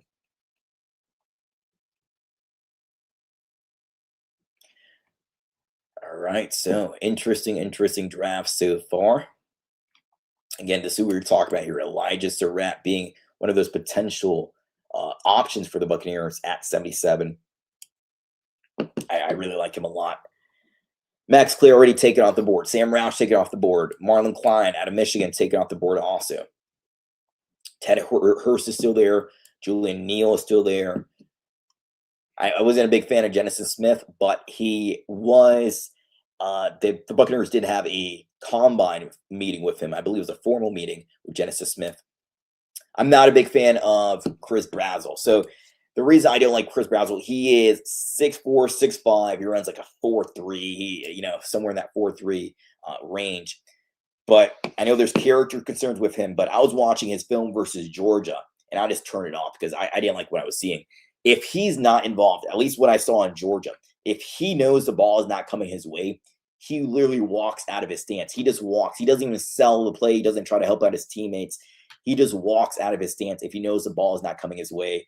I mean, that's a diva type of wide receiver. That can become a problem in the locker room when if you're not going to get the ball, if you know you're not going to get the ball, you're just not going to give your full maximum effort. I think you give your maximum effort every single play, no matter if you're going to get the ball or not. I mean, it's just not a good look. So once I saw that with Chris Brazzell and his lack of effort, if he knows he's not getting the ball, I just took him off. My best fits lists for the Tampa Bay Buccaneers. So if we're talking about Eli Raridon, I liked him. He was one of my top tight ends. I didn't formally put a tight end ranking for this year, but I liked him. I like Oscar Delp, Max Clear. I had those guys actually over Stowers just because of the fact that they can block and Stowers can't block. That's why teams are viewing him as a potential big slot wide receiver. But when you're going to a team like the Eagles, who they already have Dallas Goedert, who can block for you, who is your true tight end one, he can be that slot wide receiver. You can move around in different ways, get creative with Eli Stowers. But I like Eli Raridon. I did have him over. I'm just thinking mentally in terms of my rankings. I didn't create a formal one, but I did have him over Oscar Delp because of, again, that red zone, target. He's just that big frame. You can put him sometimes, outside if you want to get creative, outside, out wide, and then you have him versus a corner, a smaller corner. And he's just you throw it up to him, that 50-50 ball. It's more like a 70-30 ball if it's going to be Eli Raridon working against a cornerback. That's just a mismatch in the red zone. All right, so we have a few picks left here. The pick is in for the Miami Dolphins. We'll see who this pick is when the announcer comes out. Oh, you know what? I forgot about Jermon McCoy because it's crazy to think he didn't go in the first round. He did go in the second round, and he's still here. All right, so Jermon McCoy, yeah, he is again, like I talked about earlier, he's a shutdown, lockdown man coverage corner. That's what he proved in 2024. He was my cornerback number one, but again, he has so many complications with that knee. Suffered the torn ACL in offseason workouts in January of 2025, missed the entire season. And Tom Pelissero had this to say 2 days ago, the day before the draft, about Jermon McCoy. He says, doctors are concerned that he will need another surgery to replace a bone plug used to repair a cartilage defect in his knee. So there's a lot of complications with that knee. That's why he's fallen this far into the third round now. Okay, so Elijah Sarratt still not taken off the board. They go Caleb Douglas, who I would have taken Elijah Sarratt over him. But if you're looking for a big wide receiver, he gives you that size at 6'3", 200 plus pounds, 206 pounds. Man, okay, so the hope lives on for the Buccaneers at 77 that Elijah Sarratt or Eli Raridon, if you're looking for offensive pass catchers, will be available for them. But again, Jermon McCoy. Jermon McCoy is a lockdown corner if you're getting at 2024 Jermon McCoy. But I've heard teams leading up to draft night, round 1, that they've fully taken him off their board because of the fact that they have so many concerns with that knee. They're just kind of like, can you take the risk? I don't think he's going to retire or anything, but I think you're going to have to be really patient with him. Maybe he's going to miss the entire 2026 season and maybe miss even time in 2027, depending on how bad this knee is. But also, he maybe doesn't have a long career because of this, but we'll see how things play out. But teams are, of course, they appear very scared of Jermon McCoy and taking him in round 1, round 2. And now we enter round 3 and he's still not selected. All right, so Flash Gordon says, I never really checked out the tight ends. I didn't check out all of them this year. I didn't have enough time, but I did check out like the top 10 of them. The later round guys, like I know the tight end out of Syracuse, I didn't watch him. The later round guys I didn't check out, but the early, like the top 10 consensus type of tight ends, I did watch them. Flash Gordon, I just woke up. Sorry. Welcome back, Flash Gordon. You haven't missed much because the Buccaneers have not selected again since that Josiah Troder pick.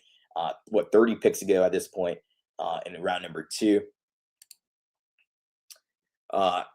Flash Gordon says, still don't want Jermon McCoy. He's still on the board, and teams are still scared to select him.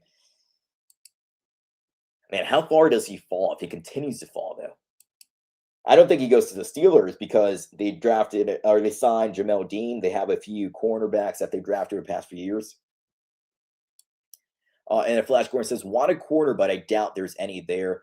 There's a nickelback. Yeah, so the outside corner is kind of gone. Davis and Igbinosa went earlier also. Let's see this. There's not, the nickel corners like Keontae Scott are still there, but it's kind of drying up at the cornerback position outside of Jermon McCoy. Oh, all right. So we don't know what's going to go on with Aaron Rodgers. But the Pittsburgh Steelers, they draft their quarterback just in case, Drew Aller. He suffered a season-ending, I believe it was an ankle injury to his left ankle in 2025. It was in October. The two running backs, Katron Allen and Nick Singleton, had to carry the load with the backup quarterback running the ball. Their head coach, Franklin, got fired in the same exact month also. So it was just a horrible season for Penn State in 2025. But the Pittsburgh Steelers take a guy who he's played some football, but he's still raw overall, but he has a very big arm. You like his size at that 6'5" frame. But he's a guy who I wouldn't necessarily have starting in 2026. But if Aaron Rodgers is going to come back and kind of have no choice, I mean, you could see that happening. But he's a guy who, solid backup maybe in the NFL. Maybe he turns out to be a solid QB1, but still needs a lot of time, plenty of time to develop. And look, the Tampa Bay Buccaneers are finally on the clock. It'd be funny if they like trade down to like pick 100 or something. But they're finally on. Oh, talking about a trade down. The Buccaneers, we're going to be here for a little bit longer, okay? The Buccaneers have traded down with the Green Bay Packers. So we have our first Buccaneers trade of the night. They trade down. I wonder what the draft compensation is going to look like here, but they moved down with the Green Bay Packers. So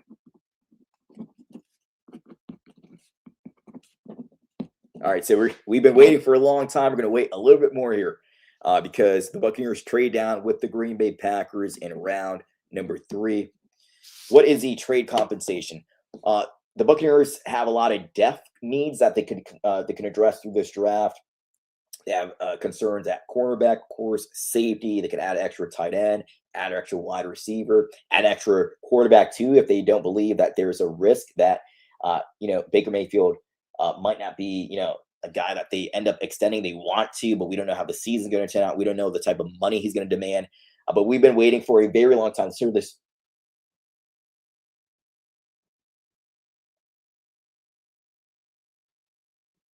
Okay, they're talking about the Drew Aller pick right now. They're not talking about the trade down with the Packers. So I don't know the draft compensation here, but the Buccaneers maybe pick up an extra 4th or 5th round pick. All right, so we're gonna have to wait a little bit more here. Yeah, no way, Eli now. I mean, we talk about both Eli's, Eli Raridon and Elijah Sarratt. I think there's risk now that both of them could potentially be off the board. You look at the Colts, if you think about Elijah Sarratt, the Colts traded Michael Pittman Jr., so they do need wide receiver help. So that's a potential landing spot for Elijah Sarratt now. Green Bay Packers on the board. Let's see who they pick.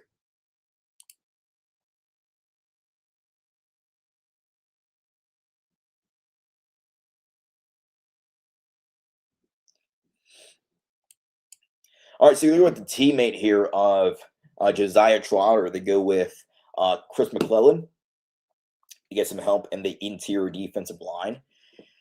All right, so they trade up for Chris McClellan. But again, we don't know the draft compensation. We haven't seen that yet. Let me see if I can find something on the draft compensation. I don't like to go to social media, but they're not telling us, because I don't want any spoilers, but they're not telling us what the draft compensation is for Tampa.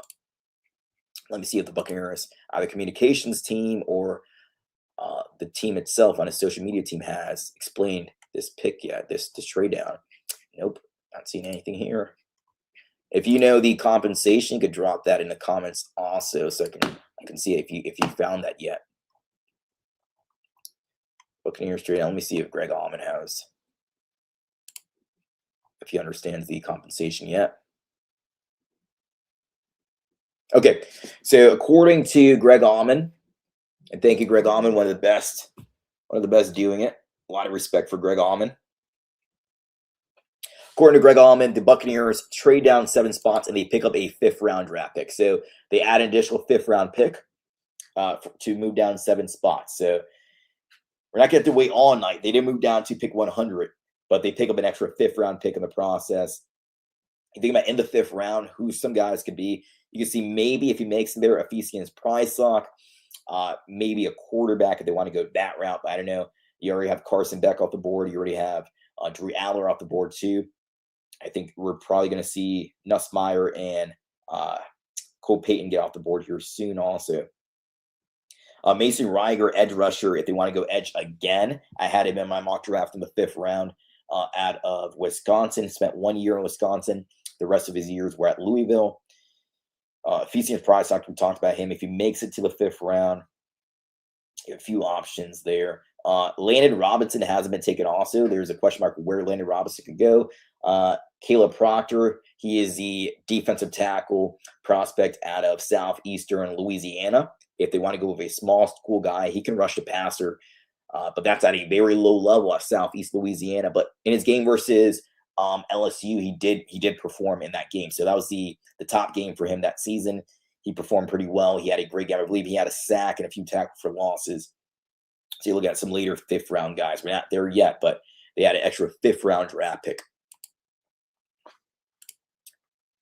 Yeah, 7 spots down isn't too bad. You just hope one of those guys that we've talked about are still on the board when they pick.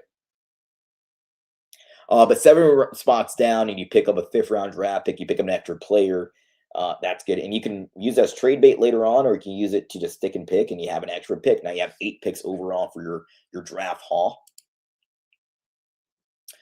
Got to be a nickelback or McCoy. So they do trade back and they get a 5th round pick in the process, but maybe if you trust that nobody else is going to draft McCoy, he's continues to fall. I wonder, I mean, if he gets into the 4th round, it's kind of like, man, teams are really scared of him. And at that point, like, do I even want him anymore? You're just really risky. But let's see if the fall drops for him. Thoughts on Keith Abney? He is the cornerback out of ASU. Wasn't overly high on him, but I did have him as one of my best fits for the Tampa Bay Buccaneers. Not one of those top-end quarterbacks, but if you're looking for a cornerback who can add some depth to his room, maybe compete for a starting cornerback spot in a year or two, Keith Abney, the 2nd out of ASU, can provide that for you. But he's one of the quarterback options out there too if they want to go corner later on. Oh, Bryce Lance is still on the board too. He is a deep threat option. He's kind of one-dimensional, the fact that he's really solely a deep threat option, but he's a very fast downhill threat or deep threat. Let me take this off. All right, so Trey Lance is a brother of Bryce Lance, former quarterback who went number 3 overall to the San Francisco 49ers. Remember, the 49ers had traded up to draft him. He turned out to be a draft bust. He's with the not San Diego Chargers anymore, but the Los Angeles Chargers now. We got Pat McAfee back out here. Let's see who the Colts are going to select.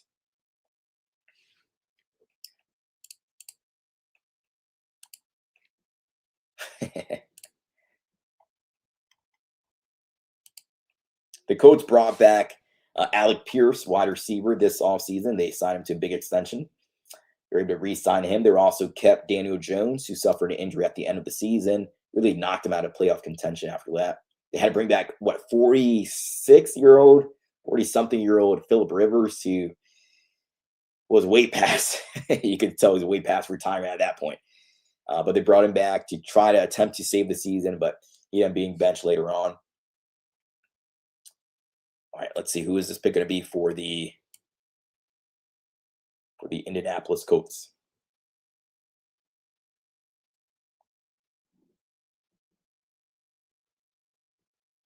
Again, they traded away wide receiver Michael Pitts Jr.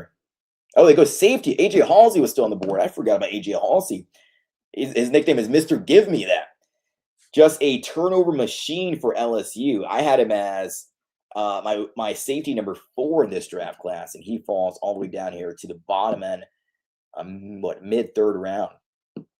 Okay, so A.J. Halsey goes to the Indianapolis Colts. He is off the board now. So many turnovers that he's created over the past few years. PBUs, turnovers, interceptions. I believe he had 2 interceptions returned for touchdowns over the last 2 seasons. So he's been getting some points for that LSU team also. All right. So A.J. Halsey goes off here. Again, the Buccaneers, they traded down, if you're just tuning in. The Buccaneers traded down from pick number 77. They moved down 7 spots. They now select, what would that be? That would be pick number 83, 84. And they pick up an extra 5th round pick in the process. So the Buccaneers came into this night having 7 total draft picks in this year's draft, and they trade down. Now they will have 8 overall once this is all said and done, unless they do a little bit more trade movement. And the Falcons are now on the board here. On the clock. The pick is in. Let's see who the Falcons go with. They drafted Avion Sarratt earlier. He's back with his brother, finally playing together on the same exact team. That's pretty cool. Who are the Falcons going to select here?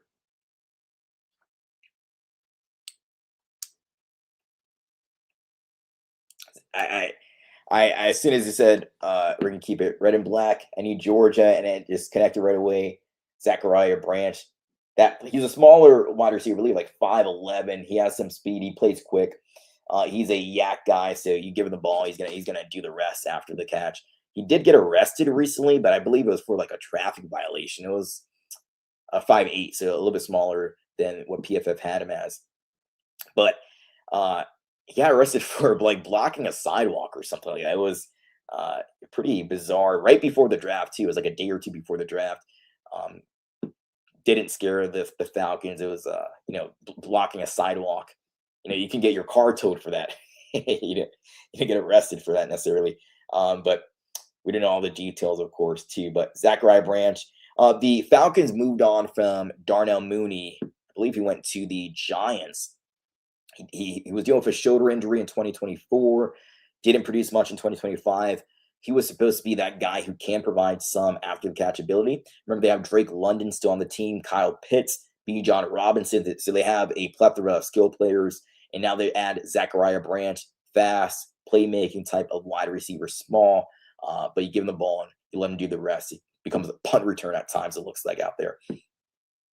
I didn't have him as one of my Buccaneers best fits just because he's so small, and the Buccaneers have already a really small, wide receiver with Tez Johnson. I'm scared with the smaller wide receivers who are light in terms of weight, also just in terms of injuries. Tank Dell, if you know Tank Dell from the Houston Texans, had just been dealing with injuries, I feel like almost every single year. And he's a guy who's very light in terms of his weight. It just scares me a little bit with the lighter wide receivers when it comes to them taking multiple hits over a season. All right, Ravens at pick number 80. The pick is in. Let's see what the Ravens decide to go with.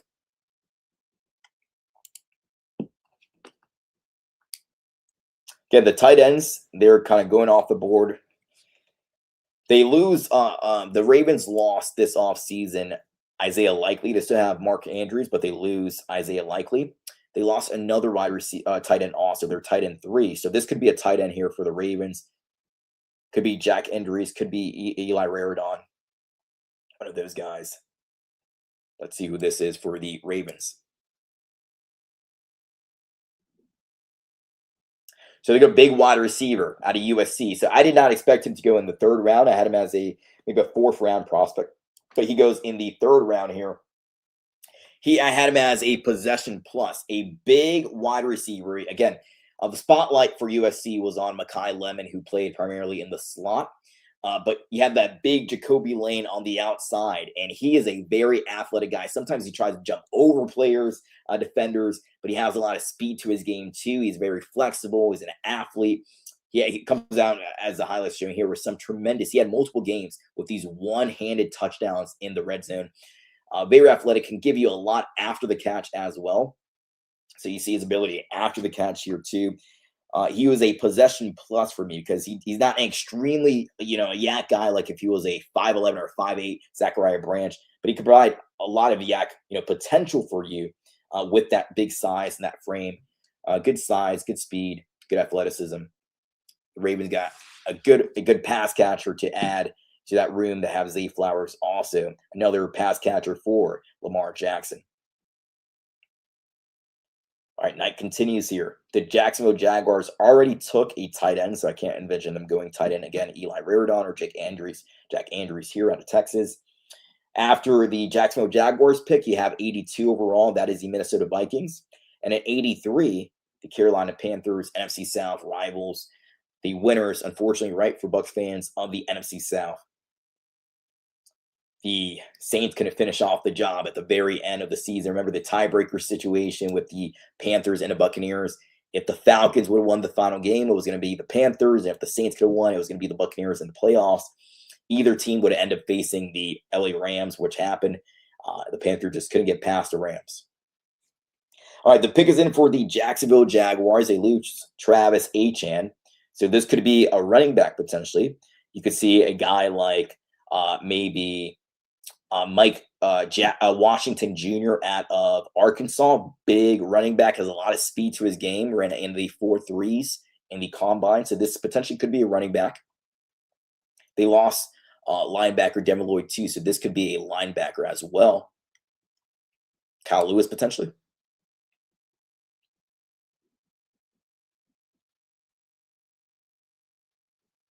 All right, they go interior defensive line, have Albert Regis. I know Trevor Sikkema, that's one of his favorite defensive linemen in this year's draft class. They get a big guy up front, good run stuffing defensive tackle.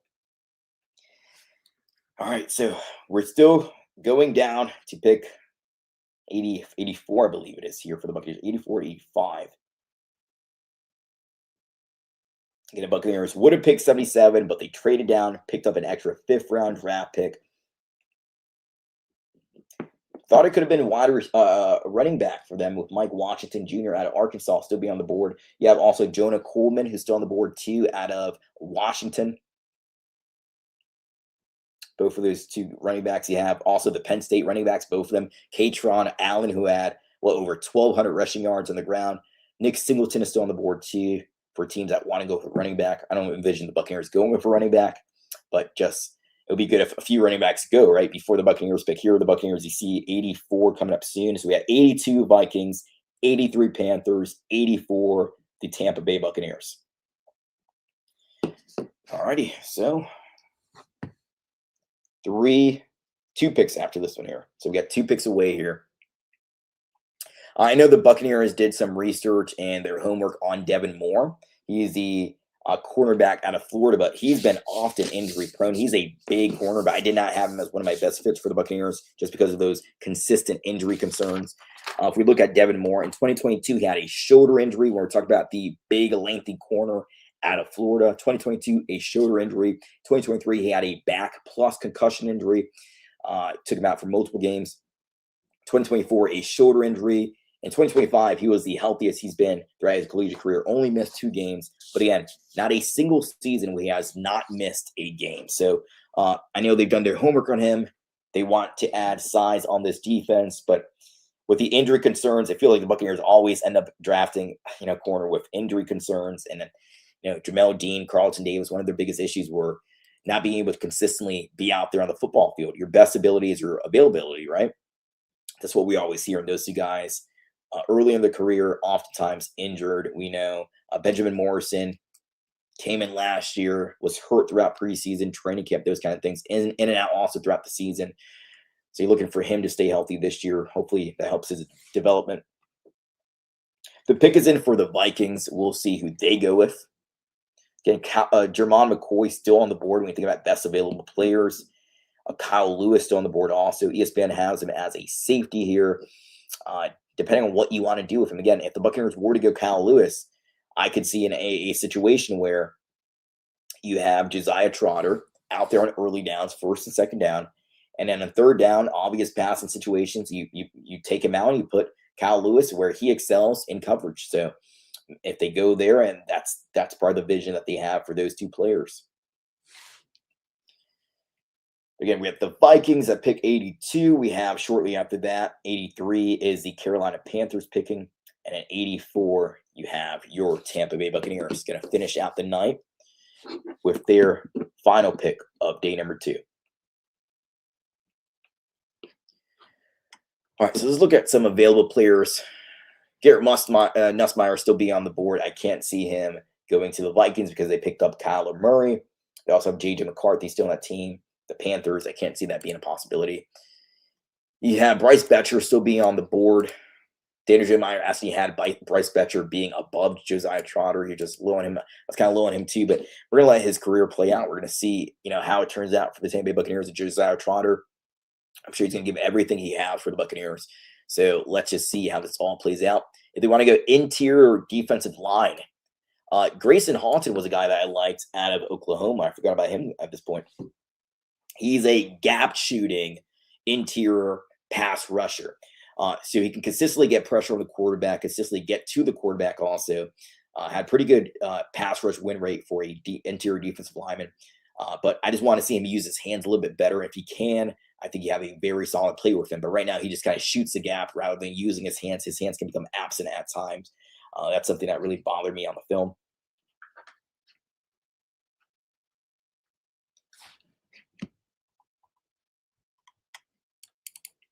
All right, so Big Citrus goes off the board here. Dominic Orange goes off the board out of Iowa State. He was a nose tackle option. The Buccaneers wanted to add a run-stuffing nose tackle. Buccaneers haven't been able to find their backup nose tackle behind Vita Vea. They tried Desmond Watson out of Florida last year. Remember, he was extremely big. We didn't ever get really official weights and their goal for him. I remember seeing him out there. I was a few feet away from him. Huge guy.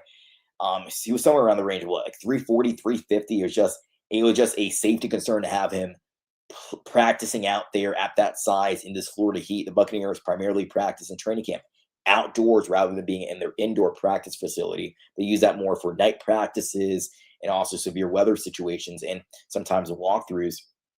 But he would have been a potential nose tackle option if Buccaneers wanted some depth in that interior defensive line behind Vita Vea. Panthers have now selected. Their pick is in, and right after their pick, we get finally the Tampa Bay Buccaneers on the board. And all those guys we talked about before, when we talked about Elijah Sarratt still be on the board somehow, still be on the board. Eli Raridon still be on the board. Jennings Dunker still be on the board.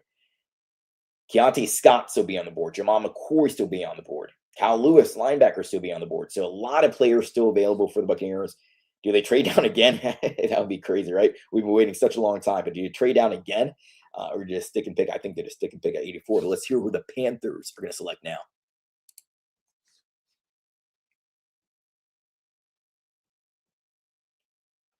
They're rubbing this into Bucs fans and NFC South fans here that okay, look. So I talked about Chris Brazzell earlier as one of the players I did not like. Listen, he has the size. He's a very lean guy too, but he has that frame in terms of the height, 6'5", 6'4" here, official combine measurements. But just the effort. The effort was a huge issue for me. It was against, they're showing the highlight for watching the ESPN game, his game in 2025 versus Georgia. When he did not know, when he knew that he was not going to get the ball, he would just walk out of his stances at times. He did that like multiple times. He did that so many times that I was just like, I called my wife to show her this, what was going on. I was like, this guy knows he's not going to get the ball. He's just walking out. He's showing no effort. He's not being a good teammate and trying to help out, distract the defense, look his way. It was just like, I know the ball is not coming my way, so I'm just going to walk. That's not the type of player I would want on my team. But Dan Morgan, Dave Canales, they're taking a risk on Chris Brazzell the second. Great size. Great speed, but the effort, the competitiveness, I don't think Jason Light would have drafted Chris Brazzell the second. That's why I did not have him as one of my best fits of the wide receiver position. All right, the Buccaneers, they do not trade down, okay? So we were at pick 77 earlier thinking the Buccaneers were going to select. They did not select. We had to be a little bit patient. In life, sometimes you got to be patient, right? But in the process of being patient, the Buccaneers moved down 7 picks, and they pick up an additional 5th-round draft pick. So let's see, who is the pick for the Tampa Bay Buccaneers? They went with a surprise pick with Josiah Troder, linebacker out of Missouri. Let's see who they finally go with tonight here in pick number 84. We look at the Buccaneers offseason to this point, a lot of movement, okay? Mike Evans, of course, departing from the Tampa Bay Buccaneers after a historic 12-year run in Tampa, moves on to the San Francisco 49ers. Levante David also, the captain, the leader, the heart and soul of that defense. He retires, no longer a Tampa Bay Buccaneer, one day a Ring of Honor member, and I would hope a Hall of Famer. Think about also the move. The Buccaneers moved in terms of offense coordinator, moved on from Josh Grizzard, who just really struggled in his first year as a play caller. He's now with the Philadelphia Eagles as an offensive assistant. I believe he's the pass game coordinator for the Eagles now, but they bring in Zach Robinson, and they finally have Todd Bowles finally has a guy who is not brand new to be an offensive coordinator. Zach Robinson, over the last 2 seasons, he's been the offensive coordinator for the Atlanta Falcons. Now, I know the Falcons fans did not like him a lot because there was times when the offense looked repetitive. He's truly committed to having a balanced attack. So if you look back at the play calls, his play calls in 2025, about 45% of his play calls were run plays and 55 were pass plays. So he wants a very balanced offense. He plays a lot of 12 personnel, one running back, 2 tight ends. That's why I think the Buccaneers, that's why they did so much homework on the tight end position. And we're seeing this run. So this could be Eli Raridon. This could be Elijah Sarratt, wide receiver at Indiana. Somehow he's still on the draft. He's on the board here. Keontae Scott, we talked about him earlier, but so many options still available. All those guys that we talked about earlier leading into pick 77 are all still on the board here for the Buccaneers. But again, new offensive coordinator. This offseason, Todd Bowles can allow Zach Robinson to just really lead the offense side of the ball. He's the head coach of the offense, and just Todd Bowles is going to focus more on just being a part of that defense, focusing solely on the defense. He doesn't have to teach a offensive coordinator, brand new offensive coordinator, how to be an offensive coordinator. That's a focus throughout training camp in terms of their scrimmages. But he doesn't need to focus on the offense anymore. He can allow Zach Robinson to do that, and he can focus on the defense. Now, when we talk about the guys the Buccaneers brought in, of course, Alex Anzalone, linebacker, who's now going to work alongside Josiah Troder, who's a second-round pick number 46 for the Buccaneers. Of course, Reuben Bain Jr., the Buccaneers added an edge in the free agency period with Al-Quadib Muhammad, who had 11 sacks coming off the bench, working opposite of Aiden Hutchinson in 2025, a breakout season for him. But the Buccaneers believe that he's best when he's working over the guards. So when you move him inside to the interior defensive line, maybe in nickel package, you have him inside, you have your 2 outside edge rushers now. You have Yaya Diaby, you have Reuben Bain Jr. on the outside, on the edges, And maybe you have Kalijah Cansey next to Al-Quadi Muhammad in nickel packages, or you have Vita Vea taking up a lot of space. But they feel very confident. Look who it is. The legendary Gene Deckerhoff, the voice of the Tampa Bay Buccaneers. He retired too. When we're talking about all these retirements, we saw Mike Evans retire, Lavonte David retired, Mike Evans move on. Tom Moore retired. Let's see who the Buccaneers are finally going to select at pick number 89.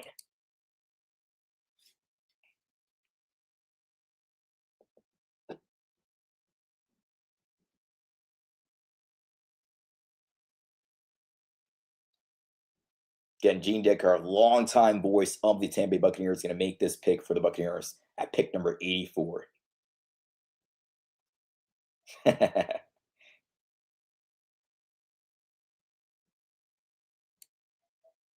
Who is this going to be now?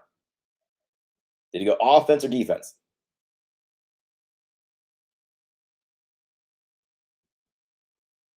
Oh, they go wide receiver, and it's not Elijah Sarratt. They take a risk on a small school prospect in Ted Hurst. Now, the Buccaneers lose their big X receiver in Mike Evans. He doesn't have the same size as Mike Evans per se, but he does have a good size. Him almost 6'4", 206 pounds. He's a complete wide receiver. He did at a smaller level, but he can get those contested catches for you. He has great athleticism. I mean, there's guys who really liked him. When you talk about draft analysts, they had him high up on their draft board. The Buccaneers go wide receiver, but not the wide receiver I was expecting. They did go with a bigger wide receiver X. All right, Ted Hurst is your newest Tampa Bay Buccaneer. How do you guys feel about that, guys? Again, small school guy, but shows so much athleticism, shows good speed. All right, so they get their big wide receiver X with maybe one of the biggest, floor, high ceiling players in this year's draft class. So they go Reuben Bain Jr.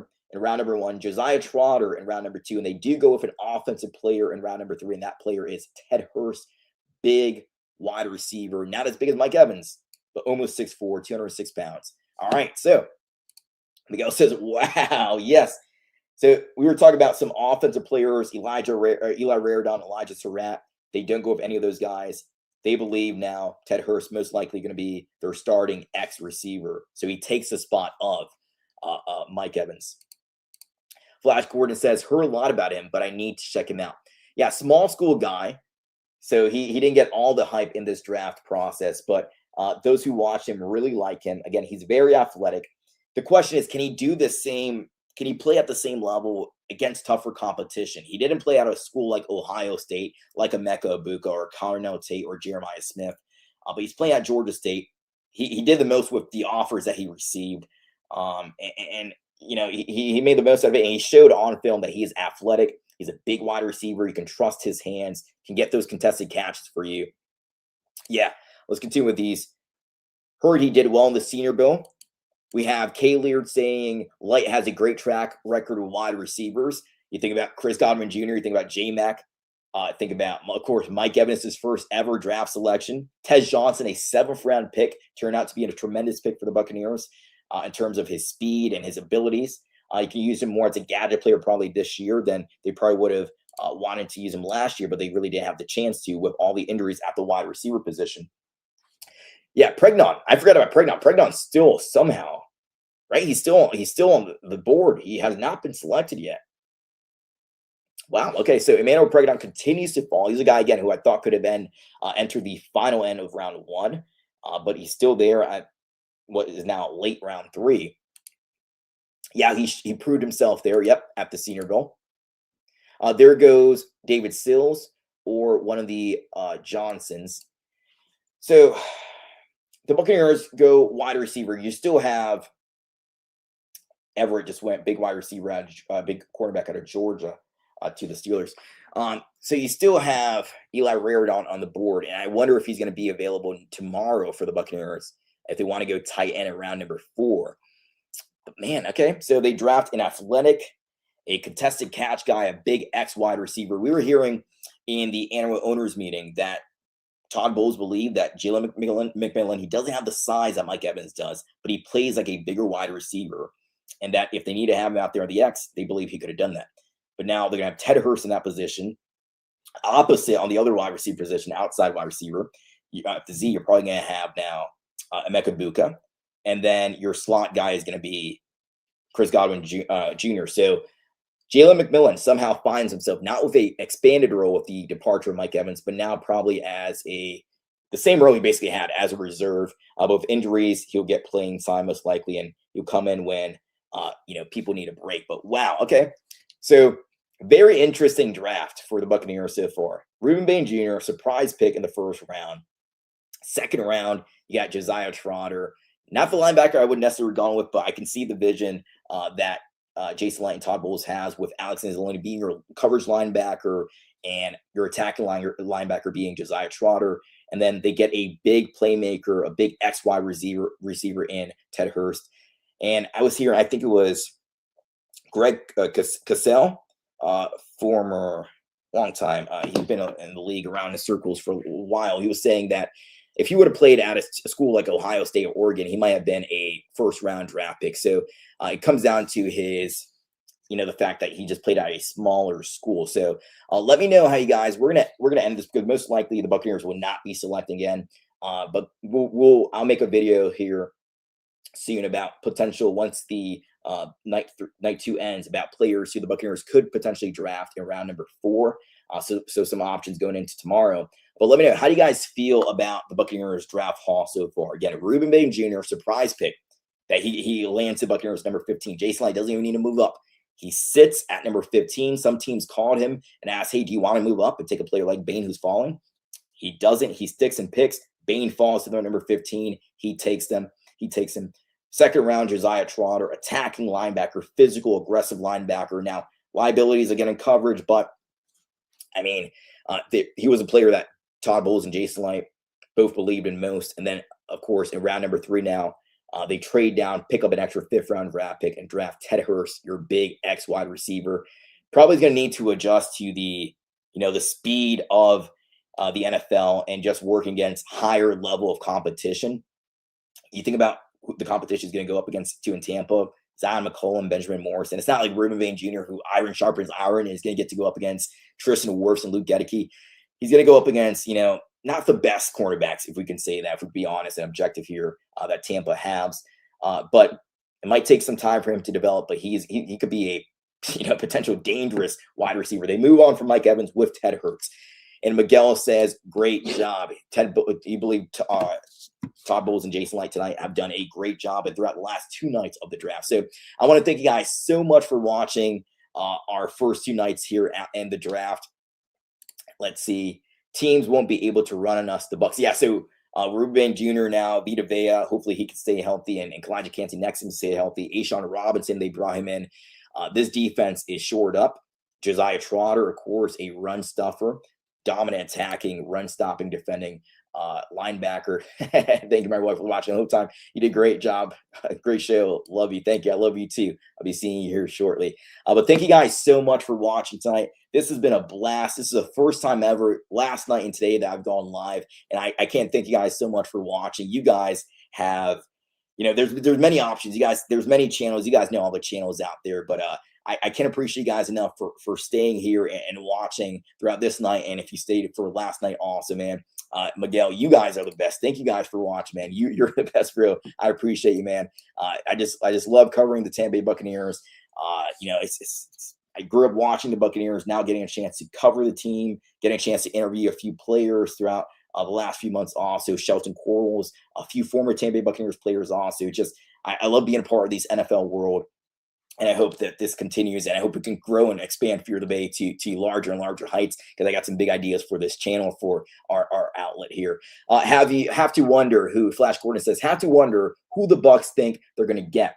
And when they go 0 in the 3rd round, or offensive 3rd round, and still have defense needs. Yeah, at some point, the Buccaneers are going to have to go offense, because they need a tight end. They need to add a little bit more in that wide receiver room, because you have, of course, Emeka Buka, you have Chris Godwin Jr., you have Jalen McMillan, you have Tez Johnson as your top 4 wide receivers. After that, you have Cameron Johnson.